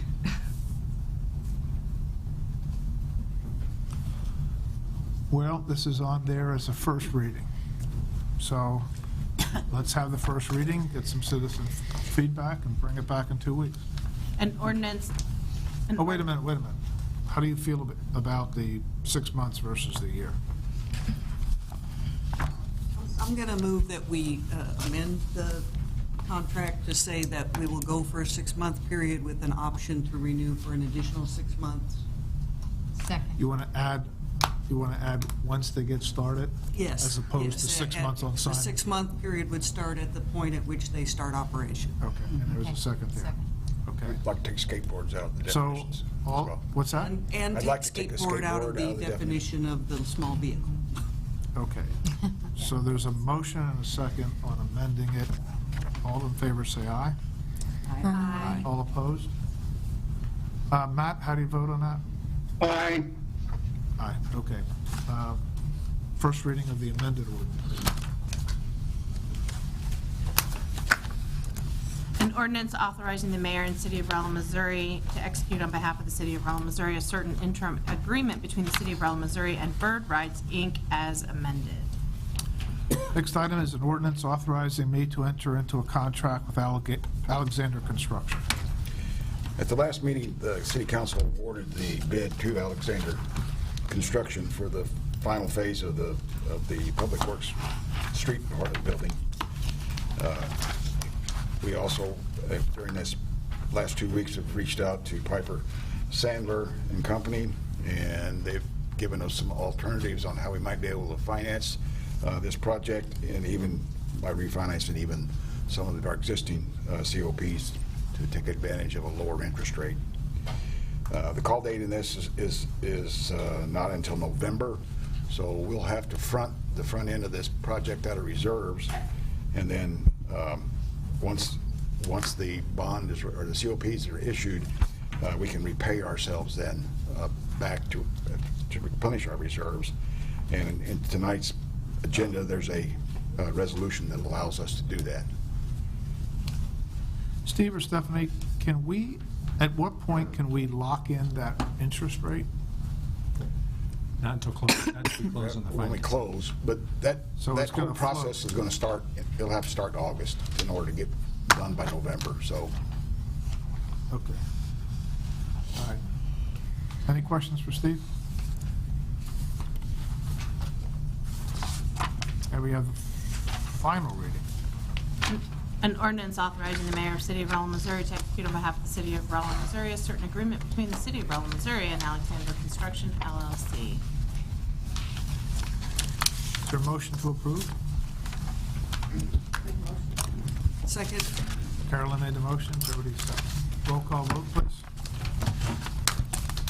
Mayberry, Yay. Lyons, Yes. Murphy, Yes. Bolin, Yes.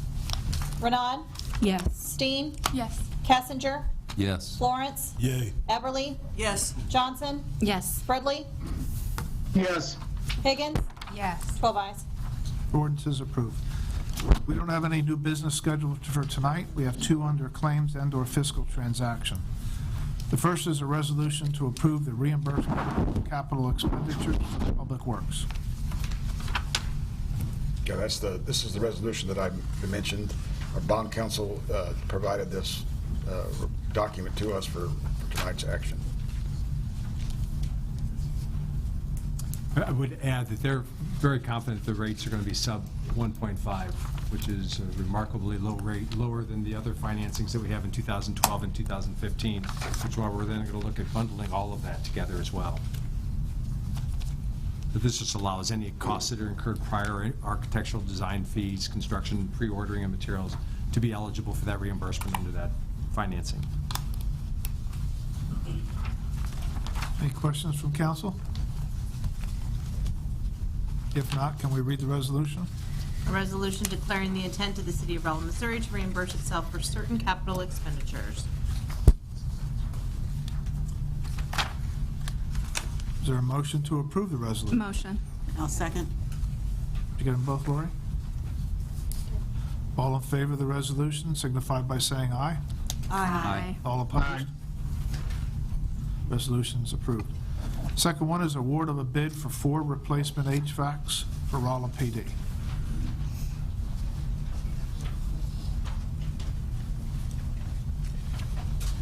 If you remember back in April, I asked that an air conditioner on the roof of our building be replaced because it quit working and it was so old they couldn't fix it. There are 4 more air conditioners still up on my roof that are in the same condition. They're so old that if they were to go out, I would have to replace them. So we reached out and made a bid to several companies to see how much it would cost to replace all these air conditioners at once. Because if you replace just one, you have to pay the crane fee just for one air conditioner. If we replaced them all at one time, it would substantially save us a lot of money for the crane fee. Like I said, we sent this bid out to several companies, and the cheapest bid we got back was for Hartley's Climate Control, a local company here, and they will replace all 4 air conditioners. I do not have my glasses here, for the sum of $15,000. Yeah, here. Here? Yeah. $15,251. That is to replace all 4 air conditioners. The one air conditioner that we replaced cost me a little over $11,000. So this is a good deal to replace these air conditioners. Now I want to be clear, right now these air conditioners are working, but they are definitely on borrowed time. They're very old, and if they were to break, it would take 2 weeks minimum to replace the one, and it would cost an exorbitant amount of money just to replace one, because I would have to have the same amount for a crane rental to remove the old one and put a new one back up on the roof. So I'm asking that you approve us to just replace them now, all 4 of them. Any questions for Chief? Rob? Okay, so there was 11,000 something like that to do the one. Right. And this is a proposal for 15,251. Was it basically just the crane fee? No, Is that the difference?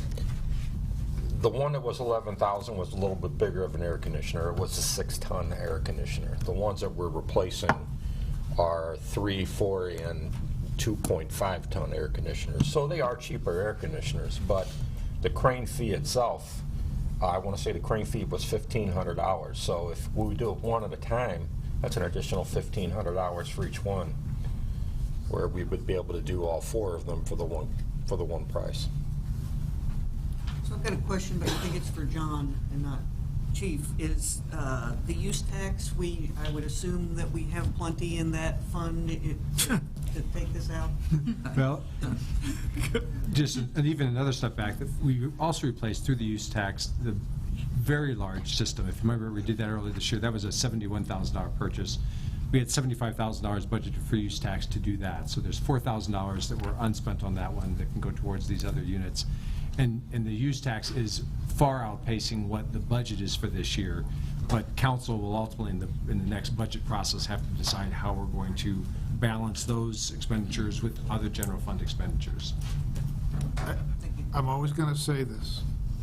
The use tax is part of the general fund. It is not this special kitty that's somewhere. It's a line item on the general fund. So although, yes, there is money not yet spent in the use tax, it is still part of the general fund, which is about to have deficits. All right. What do we do with the existing ones that are still working, although they're very, very old? We just trash them, or? The company takes them away. Okay. Metal prices are very high today. They're desirable. For salvage. For salvage. Yeah. All right. My understanding is that the voter intent on the use tax is very clear. It's for public safety. And so I recognize, that we're going to be having some budget meetings coming up, but this is another opportunity I want to mention. We need to prioritize public safety in those meetings, and the voter intent, from reading it, is very clear that is exactly what the use tax is for. Brian, you're not incorrect. But it's the context that I keep calling to attention, because 70% of the general fund is public safety. The use tax of the general fund is 7%, 8%? Yeah. Okay. It's a Yeah, small 6%. part. So although it's fine to say that any of these expenditures, and trust me, we are not going to bring you something that's inconsistent with that ballot language. But understand that the use tax is a piece of the public safety. And if the general fund cannot sustain itself, you could, and you will, have a situation where one is adequately funded, but the other half is running significant deficits. I'm not going to say this is happening, but you could have a case where you're using all of the use tax money for its intended purposes, and now you don't have enough to do everything else, and you have to turn around and lay off police and firemen.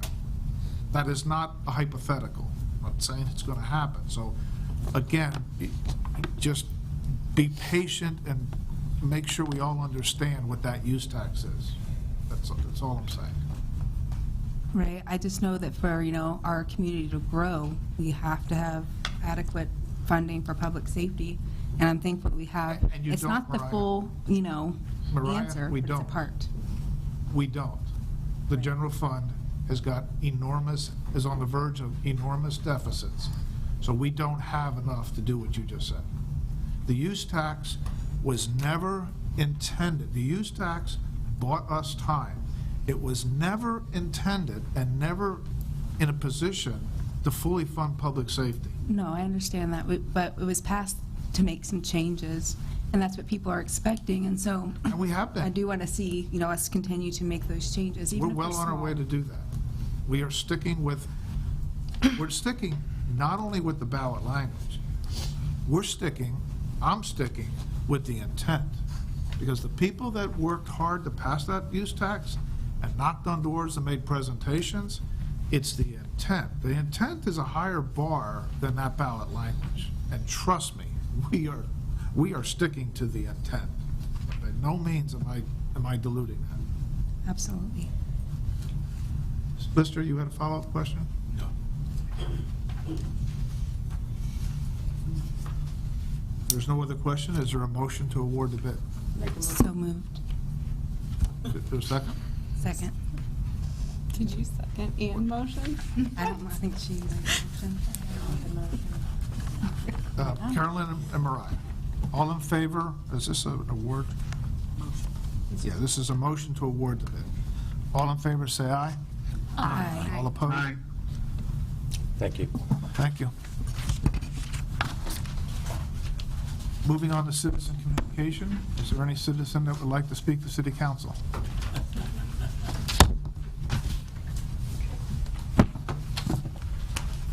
Hi, my name is Angela Grog, and I am one of the owners of O'Doggies, which is located on Rolla Street. And I would like to discuss the bird scooters. So, in 2018, since 2018, 29 people across the country have lost their lives riding or being hit by a bird scooter. Since May, in Austin, Texas alone, 53 people have been injured on bird scooters. 1,545 people have been injured nationwide in the last year on bird scooters.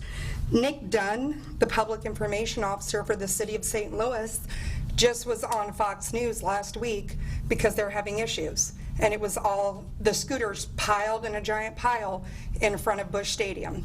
People in Soulard have used their Ring, their cameras, their Nest cameras, riding the wrong way on Locust on a one-way road, riding on sidewalks. 4 adults on bird scooters hit a child. Okay, you can look at the injuries. A lady had to get 21 screws in her ankle in Texas. A little boy had to have full reconstructive surgery because he was hit by 4 other scooters. 3 women, and they're in different states, one with California, one in Texas, and I think the other one was in California, tried to stop and hit their brakes. It did not stop in time. One flipped over, one hit another bird scooter, and they were both injured because there are issues with the braking systems. Okay? My question to the city and the city council is, when they're piled up in front of my restaurant, who's going to come pick them up so my customers can come park? Who's going to do that? If my customers who are sitting outside get hit, who is going to take care of that? Is the city? What is the kickback that the city is so hardcore pushing to have these bird scooters? Because 2 weeks ago, it was just 6 months. Now it's 6 months plus another 6 months. So is it for sure coming? It sounds like you guys have already made up your mind. It's 6 months. Okay, period. No, they could consider Yeah, they can consider again it, but- at 6 months, but it's a 6 month lease. And who is, and I know that they say the credit cards, but just in the 2 articles I found and the news story I watched last week in St. Louis, you can pick them up. Yeah, they're not going to move, but people are picking them up. They're piling them up. They're dangling them off the bridges and parking garages, throwing them in the Mississippi River. But what makes everyone here think that the knuckleheads that are doing this in St. Louis and Kansas City aren't going to do that here? And what is the recourse? And are we going to take away from our already short-staffed police department to enforce this? Or our city workers, are we going to assign certain city workers for 8 hours a day to go pick these up every morning and monitor them all day? That's my question as a taxpayer. That's a great question. And that's all. Question. Thank you, Angela. Steve, in front of O'Doggies, where is the public right-of-way? Public right of way would be right up to the building. It's where? Up to the building. I can't hear you. Right up to the building. itself is Okay, the so right of way. in Angela's case, somebody could park a scooter right in front of her doorstep. It couldn't block it. Couldn't block the doorstep. No, nor the sidewalk. But what's going to They can lean them up against her building or park, maybe not touch the building, but they can park it, I guess I'm just asking the question. Can somebody, in that example, park in front of her business? As long as they can leave a 4-foot pathway, yes. Okay. Any other citizen comments? Thank you, Mayor. Thank you, Council. My name is Don Weaver. I'm General Counsel to the Rolla Fraternal Order Police, Lodge 105. I've sent you all a letter by email during this meeting and copied the city administrator and the city clerk for records purposes. When did you send an email? Just a few minutes ago. Hell, that doesn't do us any good if we didn't see it. Huh? It does actually some good so that the clerk has can it you for read it? records purposes. I have a hard copy of it if you'd like one. Well, can you read it to, if we're going to talk about it, can you read it to us? Well, I'll explain what I'm going to explain. The letter was just meant as a follow-up to kind of recap what I'm saying, and I don't want to sit here and read it verbatim, though. Lodge 105 serves over 100 law enforcement officers in this area, including the vast majority of the Rolla police officers. Really, 4 points I want to leave with you here tonight. Number one, as you all know, and as your predecessors know and recognize, Rolla police officers are underpaid. It's been well known and about universally understood that that's the case. And this applies to officers of every rank and regardless of tenure. This makes it really impossible, really difficult to attract and retain the best and most qualified officers to the City of Rolla Police Department. Number two, the use tax, as you've talked about a little bit here tonight, it was passed to fully fund public safety, and that included officer salary. This was passed on the promise that it would be used to fully fund public safety. You and your predecessors promised that the first two priorities of these funds were to be used to ensure that Rolla offered competitive wages and to purchase some much needed radio equipment. I understand that there may be an opportunity for the city to purchase this radio equipment with some American Rescue Plan or CARES Act funding. So that leaves the only priority left as fully funding officers' salaries and getting their wages to where they need to be. The third point tonight is beware of supplanting. And what supplanting is, now I'll just tell you what, we remain optimistic that this is not going to happen here, but other cities fall into this temptation. So I'd encourage you as the council to keep a vigilant watch for supplanting, and that is reducing city's police department budget or not increasing the police department budget because you know that there's some use tax funds available. Fourth point, under Missouri state law, it is you, the mayor and the council, who, and I'll quote statute here, have the care, management, and control of the city and its finances. And on behalf of Lodge 105, I'd like to thank you again for your service to the community and for taking on such an enormous leadership role. We look forward to improvements you can make to officer pay this year, and most of all, we look forward to working with you to build a comprehensive pay plan that will take us into the future. Thank you. Thank you. Any other citizen communication? Yes.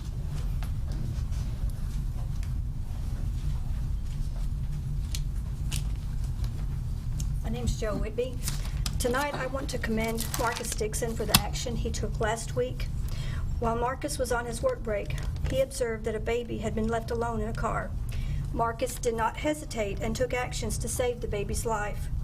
I spoke to Marcus today. He's a humble man. He said God had put him there at the right time. Thank you, Marcus Dixon. We should all applaud Marcus for his bravery and the fact that he did not hesitate to act. Thank you.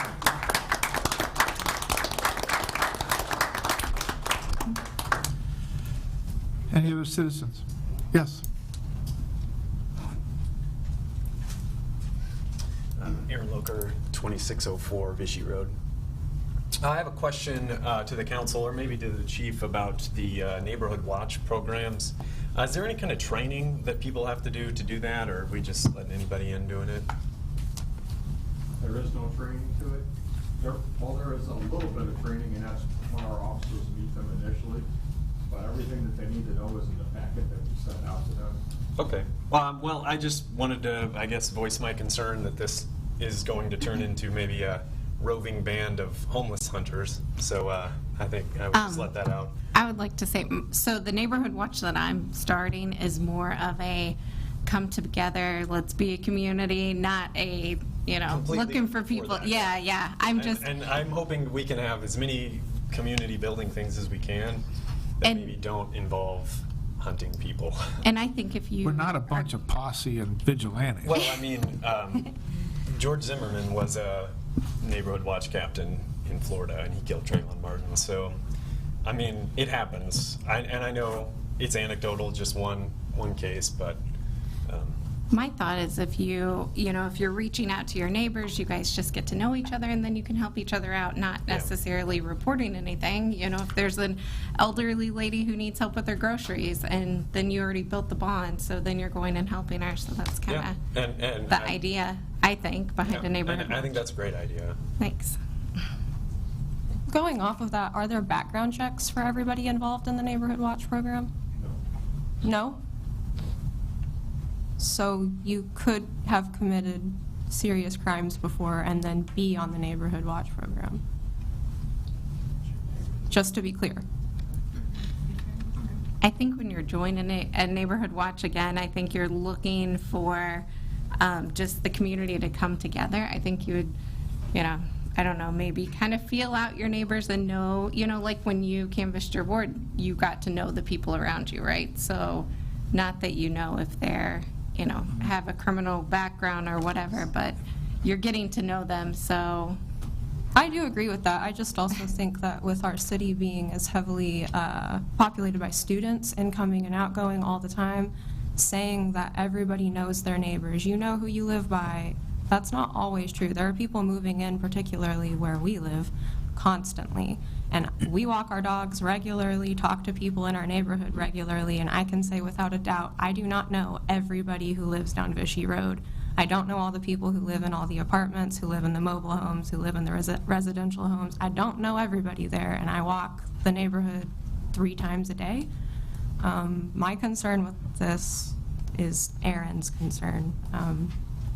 And I would really sincerely hope that while people are out patrolling, if there is no training and no background checks, that you are not encouraging anybody to arm themselves while they're doing this with their neighbors.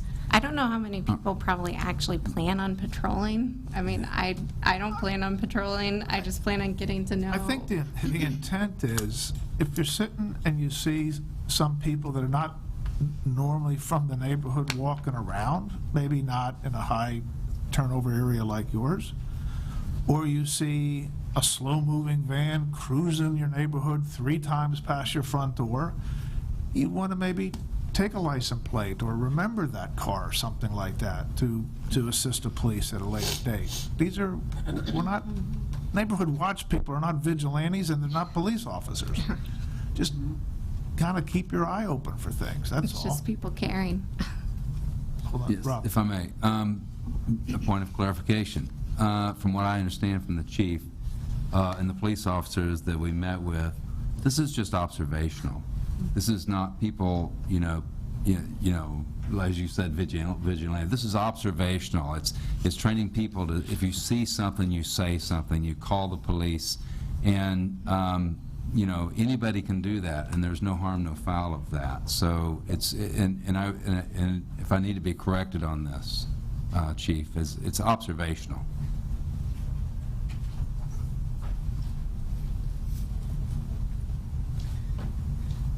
Yes, it is. The purpose of the Neighborhood Watch is to open up communications between neighborhoods and the police officers. We do not want people to take any kind of enforcement action. If they see something, like you said, if you see something that doesn't look right, call us. We can go and we can check it. If it's nothing, but it may end up being something. You stated that you walk your dogs 3 times a day. If you were walking your dogs and you saw guys walking around trying door handles on cars, would you call us? I would hope that I don't see that, but yes. Well, but you may. That's just an example. That we're asking people to just watch out for each other. Mm-hmm. It's a way to get communities together to where they know they watch out for each other and they're not open up communications with the police department. That's what we're here for. That's all this Neighborhood Watch is. There's a term in there that you have people patrolling your neighborhoods. I've never seen a Neighborhood Watch where people patrol their neighborhoods. What they do is they just watch out for each other. And if they see something, they call us and let us do the job. That's what the Neighborhood Watch is. Yes?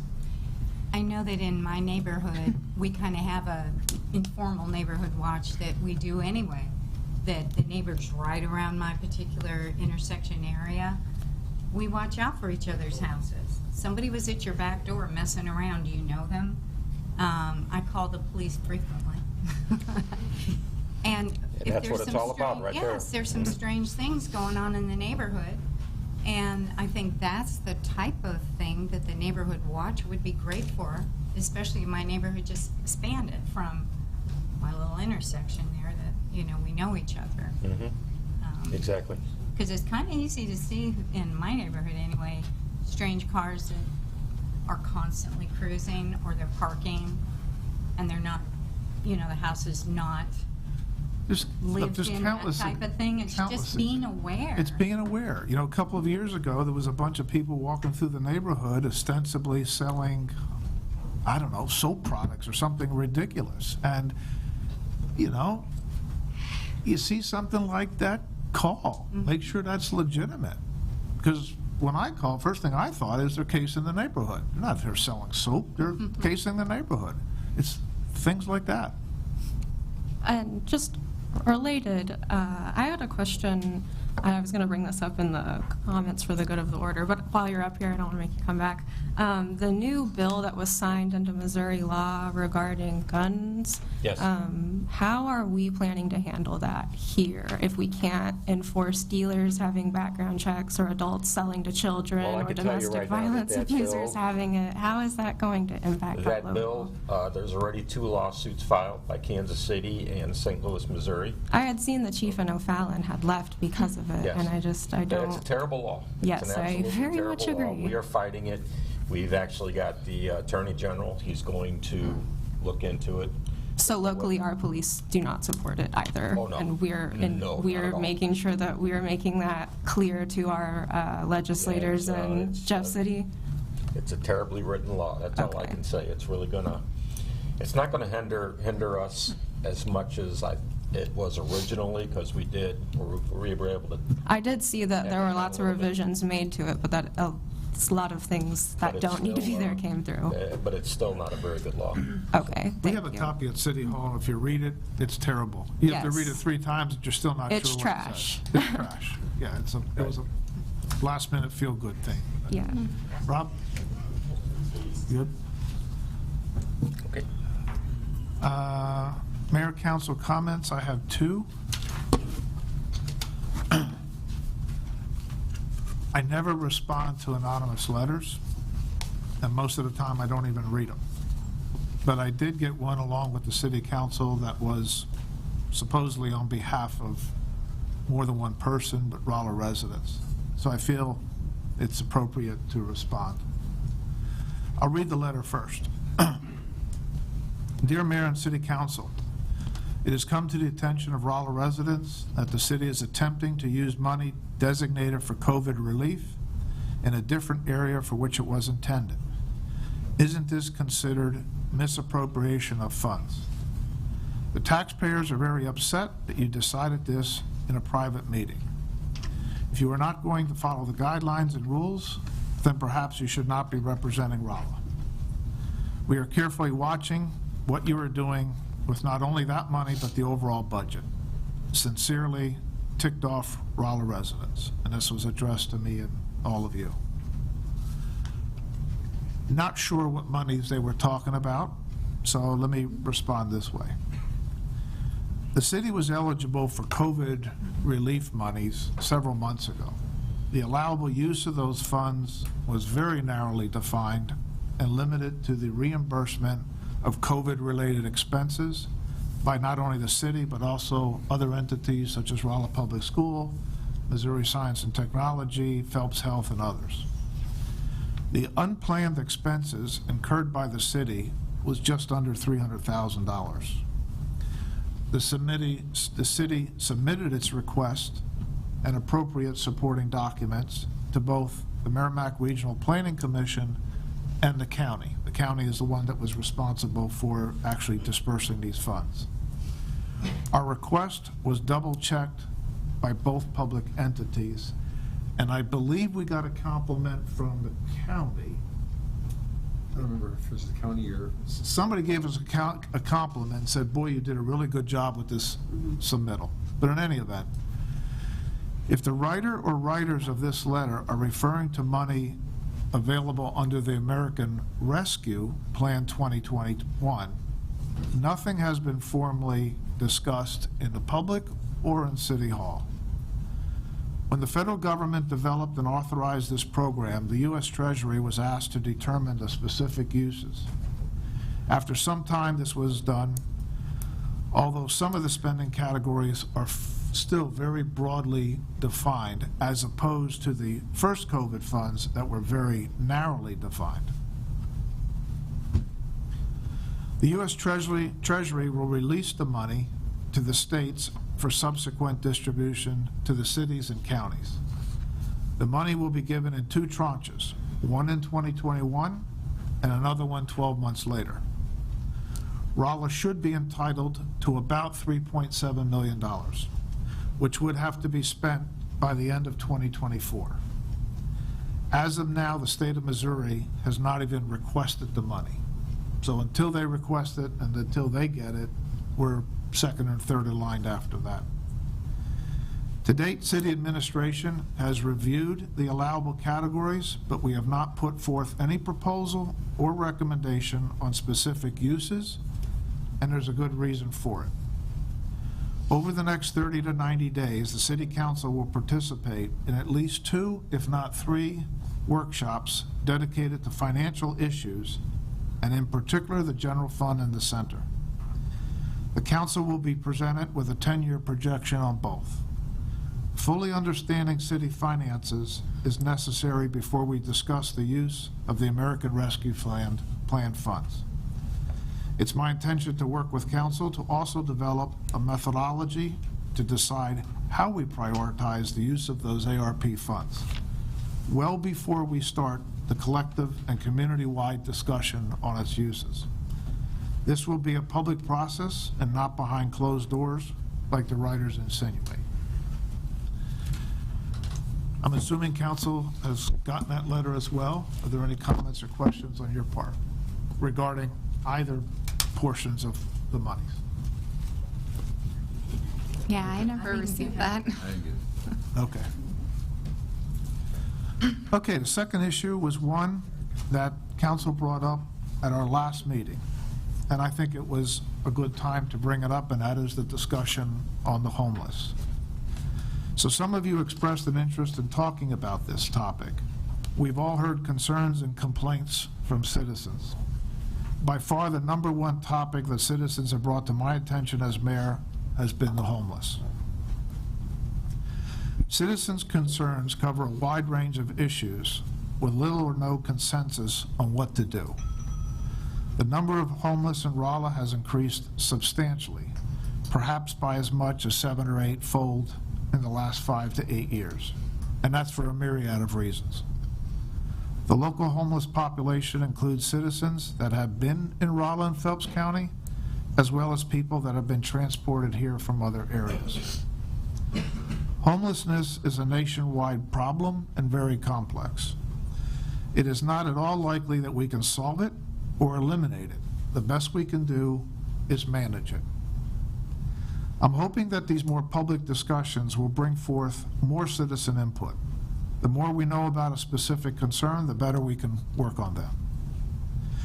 I would like the City Council to consider the following process. A process that focuses on what we can actually do versus what we could influence versus what we have no control over. I would suggest most of our efforts be directed on what we can do, some efforts placed on what we could influence, and very little conversation on what's beyond our control. What does not fit into these 2 categories is best left for the community at large and not City Hall. Things such as government and private programs, philanthropy, healthcare, substance abuse professionals, charity, and programs undertaken by religious entities. In order to increase our efforts, it's important to know what we can do with existing resources, those being people and money, but in a more significant way, what we can do by law. Homeless people have the same rights and privileges as all of us. They also have the same responsibilities as all of us. We're preparing a comprehensive legal review for public presentation. Topics would include panhandling, loitering, littering, defecating in public, after hours spent in our parks, entering abandoned buildings and vacant properties, and homes and apartments that are in between tenants and homeowners. The legal process may start with Rolla Police Department, but it also includes our local prosecuting attorney and others. We need to provide not only enforcement, but deterrence. A legal presentation would be preceded by a review from Rolla Police Department on the number and types of calls for service that they incur that are associated with the homeless. Since most or all of this is black and white, it's logical that we start with this, and I think it's important for our citizens to know what we at City Hall can do and what we can't do. So I'll stop there and look for your comments and feedback.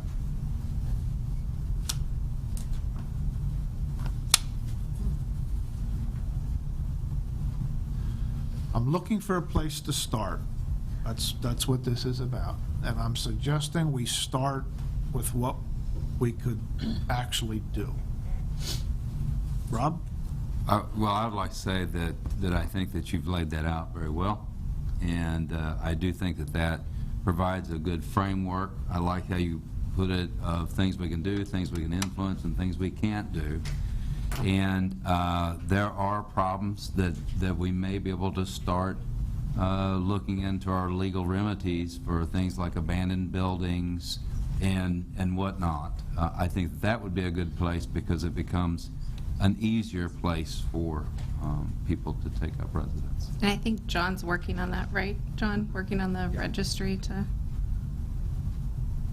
So Mayor, did you say that you've already put into motion a comprehensive legal review to figure out what We put it in motion, meaning we've talked about it, and we are going to ask our legal counsel to work on all of those. So tonight was to give you an example of what we will ask them to comment on. Okay. And I think there's a lot of misconceptions out there as to what we can do and what we can't do. In fact, there's more that we can't do legally than there is that we could do. But I think we have to have that base. I don't want to do what we did last year. And we talked about for 6 months on certain things related to marijuana that we couldn't do, and we wasted our time. So what I would like to see council do is to focus with a laser on what it is that we can do. So could I maybe suggest that one of the things that perhaps we should look at as a background, I know there's lots of things that are being done in the community right now. We have lots of agencies, we have lots of organizations, we have our houses of worship, we have civic organizations, we have healthcare providers who are all doing pieces of things that are helpful to make sure that people have safe and affordable housing. It would be nice if we could sort of gather our arms around that and have a sense of what's already being done so that then we can look at where are the gaps and who's responsible, whose proper role and responsibility might it be to fill those gaps. Jody, I would rather not make that where we start, much like I wouldn't suggest a task force.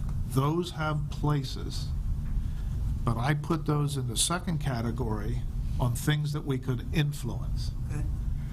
You know, look, I just say it like it is. When somebody complains to me about the homeless, it's not in a very nice way. You know, we hear it, I hear it.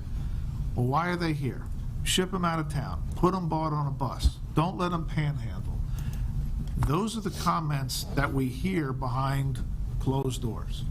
And what I'm saying is, if that's what the public really is thinking about, we got to deal with that. We got to deal with it head on. This is what we can do, what we can't do. And after we hash all that out, then I think we move to the second category, which is the part that we would influence and enable relationships and muster those kind of services and have task force. But I think as a start, we all need to focus on what it is that we can do. When I was working with KC tenants, there was a homeless union there in Kansas City, and the mayor actually went and met directly with them, all homeless people, and I think we should be doing that, going directly to the mission in particular and asking the people who are staying there, the people who regularly work with homeless people and interact with homeless people, helping them to get jobs, helping them to get homes and safe housing, and anything else that they need. We should be partnering with those people. And that was successful for the KC Tenants Union in just talking to people who are actually experiencing this about what they want and what they need. I just cannot stress enough that those closest to the problems have to be closest to the solutions. We need to be asking people who have experienced this and are currently experiencing this, what do you actually want and need from us? Well, not just people who are housed and upset for seeing homeless people exist, what they want and what they need. Here's what we have to address first. I got a call last week, somebody went outside their business and somebody was sleeping in the dumpster, okay? I get another call that somebody that had to clean out after somebody that went to the bathroom on their doorstep. I hear calls from real estate agents that go into houses that they're listing or renting, and they're squatters. Those are the things that we get calls on. And when I was homeless, I didn't call any of you. I didn't call any of you and ask you, hey, I'm living in my car and I'm a student at S&T, can any of you do something for me? We don't call you. You are calling about homeless people to police homeless people. That's the calls you're getting. Nobody homeless is calling you being like, hey, can you help me? I'm getting calls that people are Nobody homeless is proper- calling and saying, I don't want to sleep in this dumpster, can you get me a bed? That's not occurring. You're getting calls because people are upset that people don't have homes to live in, and those people are desperate and doing anything to have somewhere to sleep. I don't think that, people as a whole just care, oh, that person's homeless, I don't like the look of them. We've heard that several times in these meetings. We've heard it. Well, it's not just behind closed doors. I hear it. For me, I think a lot of the problem is, we've had a homeless turf war. We had 2 arsons not that long ago. We had a homeless hanging in our town. We've had these things happening, and they need to be addressed. The looks of people panhandling, to me, they're, whatever. I mean, if they're not affecting you directly, but when people are breaking into places, when they're committing arsons, then I think we need to look at it. And so I think that's the direction that we're hopefully going in. Yes, Terry. So the only things that we really have control over and can do anything about are through prosecution of them being in the buildings or that type of thing? Is that all that we have control over, though? And even then, what can you do? Yeah, The things I don't think the that things that prosecution is Deanna are talking about are really in category 2 or 3. We can build partnerships, we can work with people, we could do those things. But other than that, I don't know what people from City Hall really expect. Lister? I want to address one thing, is that there's a valid point that you're saying go and talk, and that's valid. But I want to make sure that the public doesn't get a misconception about that. There are councilmen and councilwomen and council people who are doing that. They're just not stating it right now, and they're gathering information. I know Victoria met with them a week ago. She's not going to say it because she's just going to do it behind the scenes and gather information and become knowledge. But there are council people who are actually doing what you're saying. If we're going to be up here talking about how often we talk to business owners, small business owners, talking over and over again, I talk to this small business owner, I talk to this small business owner, I do want to be hearing I talk to homeless people and ask them what they think.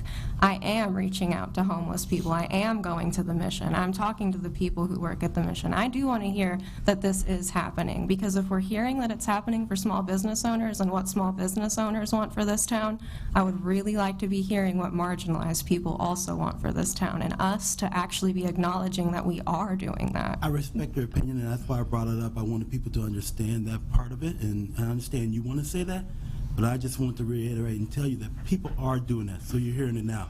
And I do appreciate that. I think we need to make sure that to the public that we are very much so doing that. And also, whenever we're talking to small business owners, I would really like to get a sense on how much are they paying their workers, because if it's a livable wage, then we should be able to just send anybody who's houseless, because they can walk from the Mission downtown, all these places. If they're hiring, then shouldn't they be willing to hire and pay people livable wages so that we can end this together as a community? Because again, the focus seems to be on small business owners and what small business owners want and think. And I agree, we should care about what they want and think. But those marginalized, we need to care about what they want and think and how they're going to be reintegrated into our community. That's not for City Hall. Let's do a reality check. That's not for City Hall to fix. That is well beyond our capability. And if that was capable, if local government was able to make homeless people all of a sudden not homeless, you wouldn't have people camping out at Venice Beach in California or anywhere else. Well, governments are able to do that, just the U.S. governments don't choose to do it. Okay, I'm not getting into that kind of philosophical. But let me finish this way. I did not want to bring the Mission into this. I went to the Mission with John, I spent time with them. I happen to think the Mission is very well run. I agree. Okay? The Mission is part of the solution. But let's say it like it is. The Mission's part of the problem. Build it and they will come. And we have people from outside Rolla that are coming into town. Chief could verify this because he hears it on the radio and he hears it from his counterparts. We're sending the homeless to Rolla because you have a shelter. So, and again, I don't mean to dump on the Mission. I think they're terrifically run. But when they exceed their capacity, or when somebody, I don't want to say breaks their rules, but when they're not allowed in for various reasons and they're back on the street, then that's what the community has to deal with. So the Mission is both. But I do not want to dump on the Mission because I do think they do a really good job. When you bring up the Mission being ran, one thing that I do find very scary is that they don't do a background check. So like we were talking about the background check, you know, with a different subject. In this case, you're not doing a background check, and you're taking the most vulnerable people that have went through trauma. You're taking those people and you're not doing a background check to who they're staying the night with. But if we police homeless people, they're going to have a record for being homeless and then not be let into a homeless shelter for being homeless. Not a record. I'm saying to check to find out if these people are sex offenders before they're allowed to sleep next to someone who's been through trauma. That's reasonable. Megan, sex offenders are not allowed to stay the night at the Mission. I got this directly from Ashley. Right. They do a, they Hold on, time out. Let's not talk over each other. Raise your hand when you want to talk. You can finish your comment. All right. I actually talked to Ashley Brooks about it, and she says what they do is so if they want overnight, want to stay overnight, emergency overnight is what they call it, then they would fill out a form saying, I am not a sex offender. Then they take their photo, and then the next day, their officer speaks to the person. So what sex offender is going to say, you know what, I am a sex offender? Not a lot. So it just bothers me to think that the people that are most vulnerable, that we would be putting them at risk. Part of the reason the officer talks to them the next morning is to check their background, is check to see if they have warrants. Right, but the next morning is the next morning. That's on the list to review. So I talked to somebody that does a lot of work in Chicago with homeless shelters, and I was told that you just, any more than any one of us, you just don't have the police do a background check on you, that the person has to provide consent. So at this homeless shelter in Chicago, that shelter has somebody fill out a form providing consent to do the background check. I'm not a lawyer, I'm not a police officer. I don't know how much of that is true or not true. That's something that the lawyers are going to have to ferret out for us. Mayor, There is also a volunteer person who spends the night every night that there is an overnight at the mission.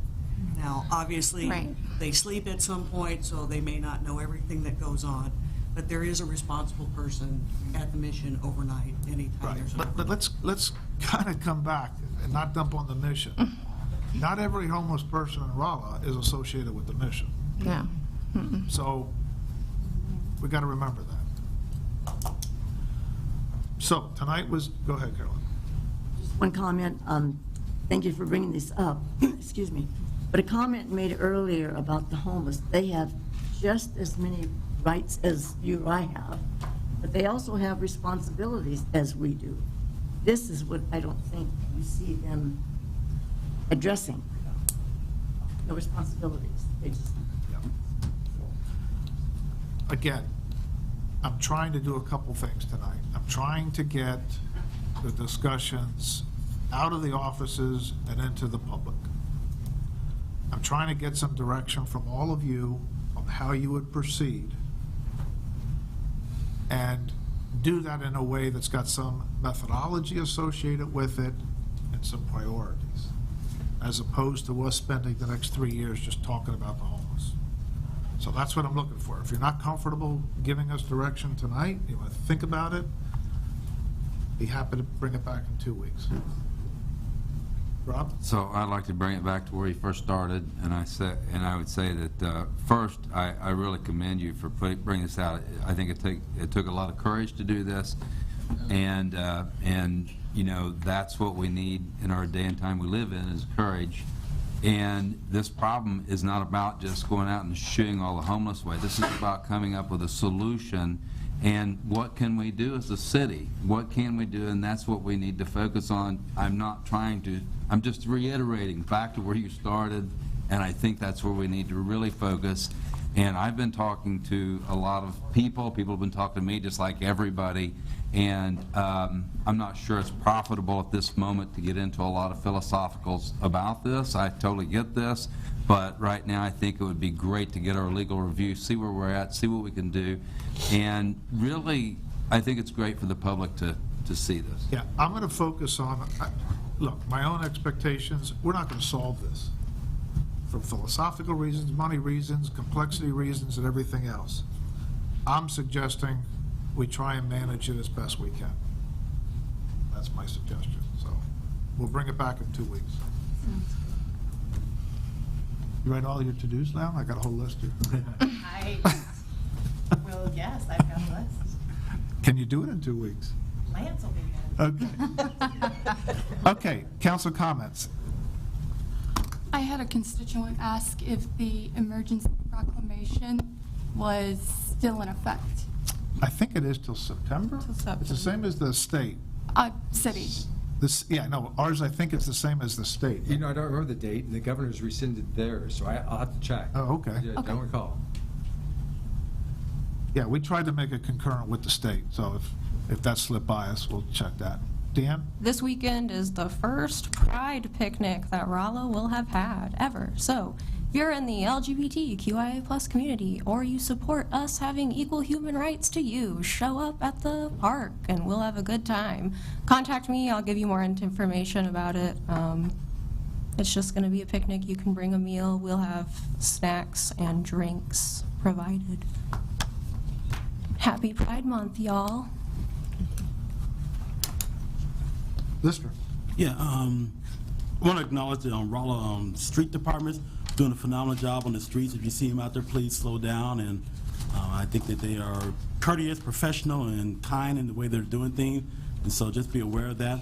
Also, pay attention to the Rolla Choral Arts Society at the band show downtown. They had some events today, and I know the mayor said something out about that. I can't remember the entire events, but it was get a chance to take a look at that and patronize what we do downtown. Yeah. Just a little reminder, COVID incidents are increasing around the state in rural areas. I believe we were up to 52% of an increase from 1 week to some point last week. Be cautious, think critically about what you're doing, and protect yourself.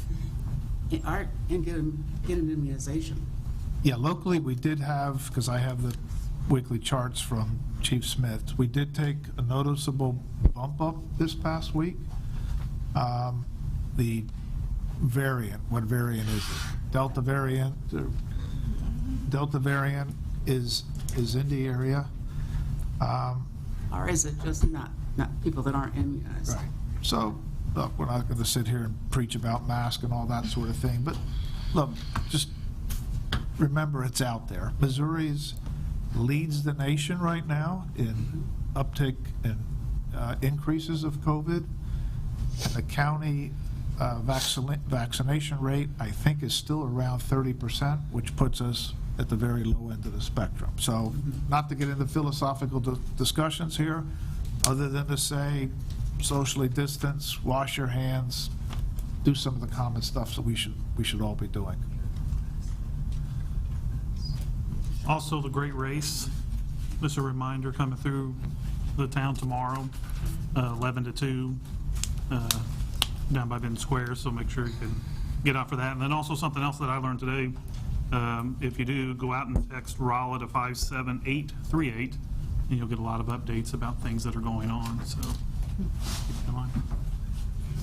Mayor, let me just add, we were floating with council members the possibility of a tour this Saturday, but it's just not working out for most of your schedules. So we'll find another date, probably on the backside of summer. I think it's just going to be difficult to find weekends. So take Saturday off for sure, but Thursday is the Parks and Public Works open house over at Eugene Northern from 4 to 6. So if you can make that, that's where we're looking for our input and opportunities on everything we're doing in Public Works. Codes will be there for neighborhood issues. Tom will be there with the Schumann Park plan. Parks Department will be there with all the really great work we've been able to do with Prop P. So come on 4 to 6 on Thursday. Comments for the good of the order? There are no closed sessions? We have a lady that wants to speak. What's that? Well, we're past that. Is there someone standing up? Yes, she's behind the podium there. She turn around. You guys only want to talk about prosecuting the homeless. You don't want to actually talk about helping them.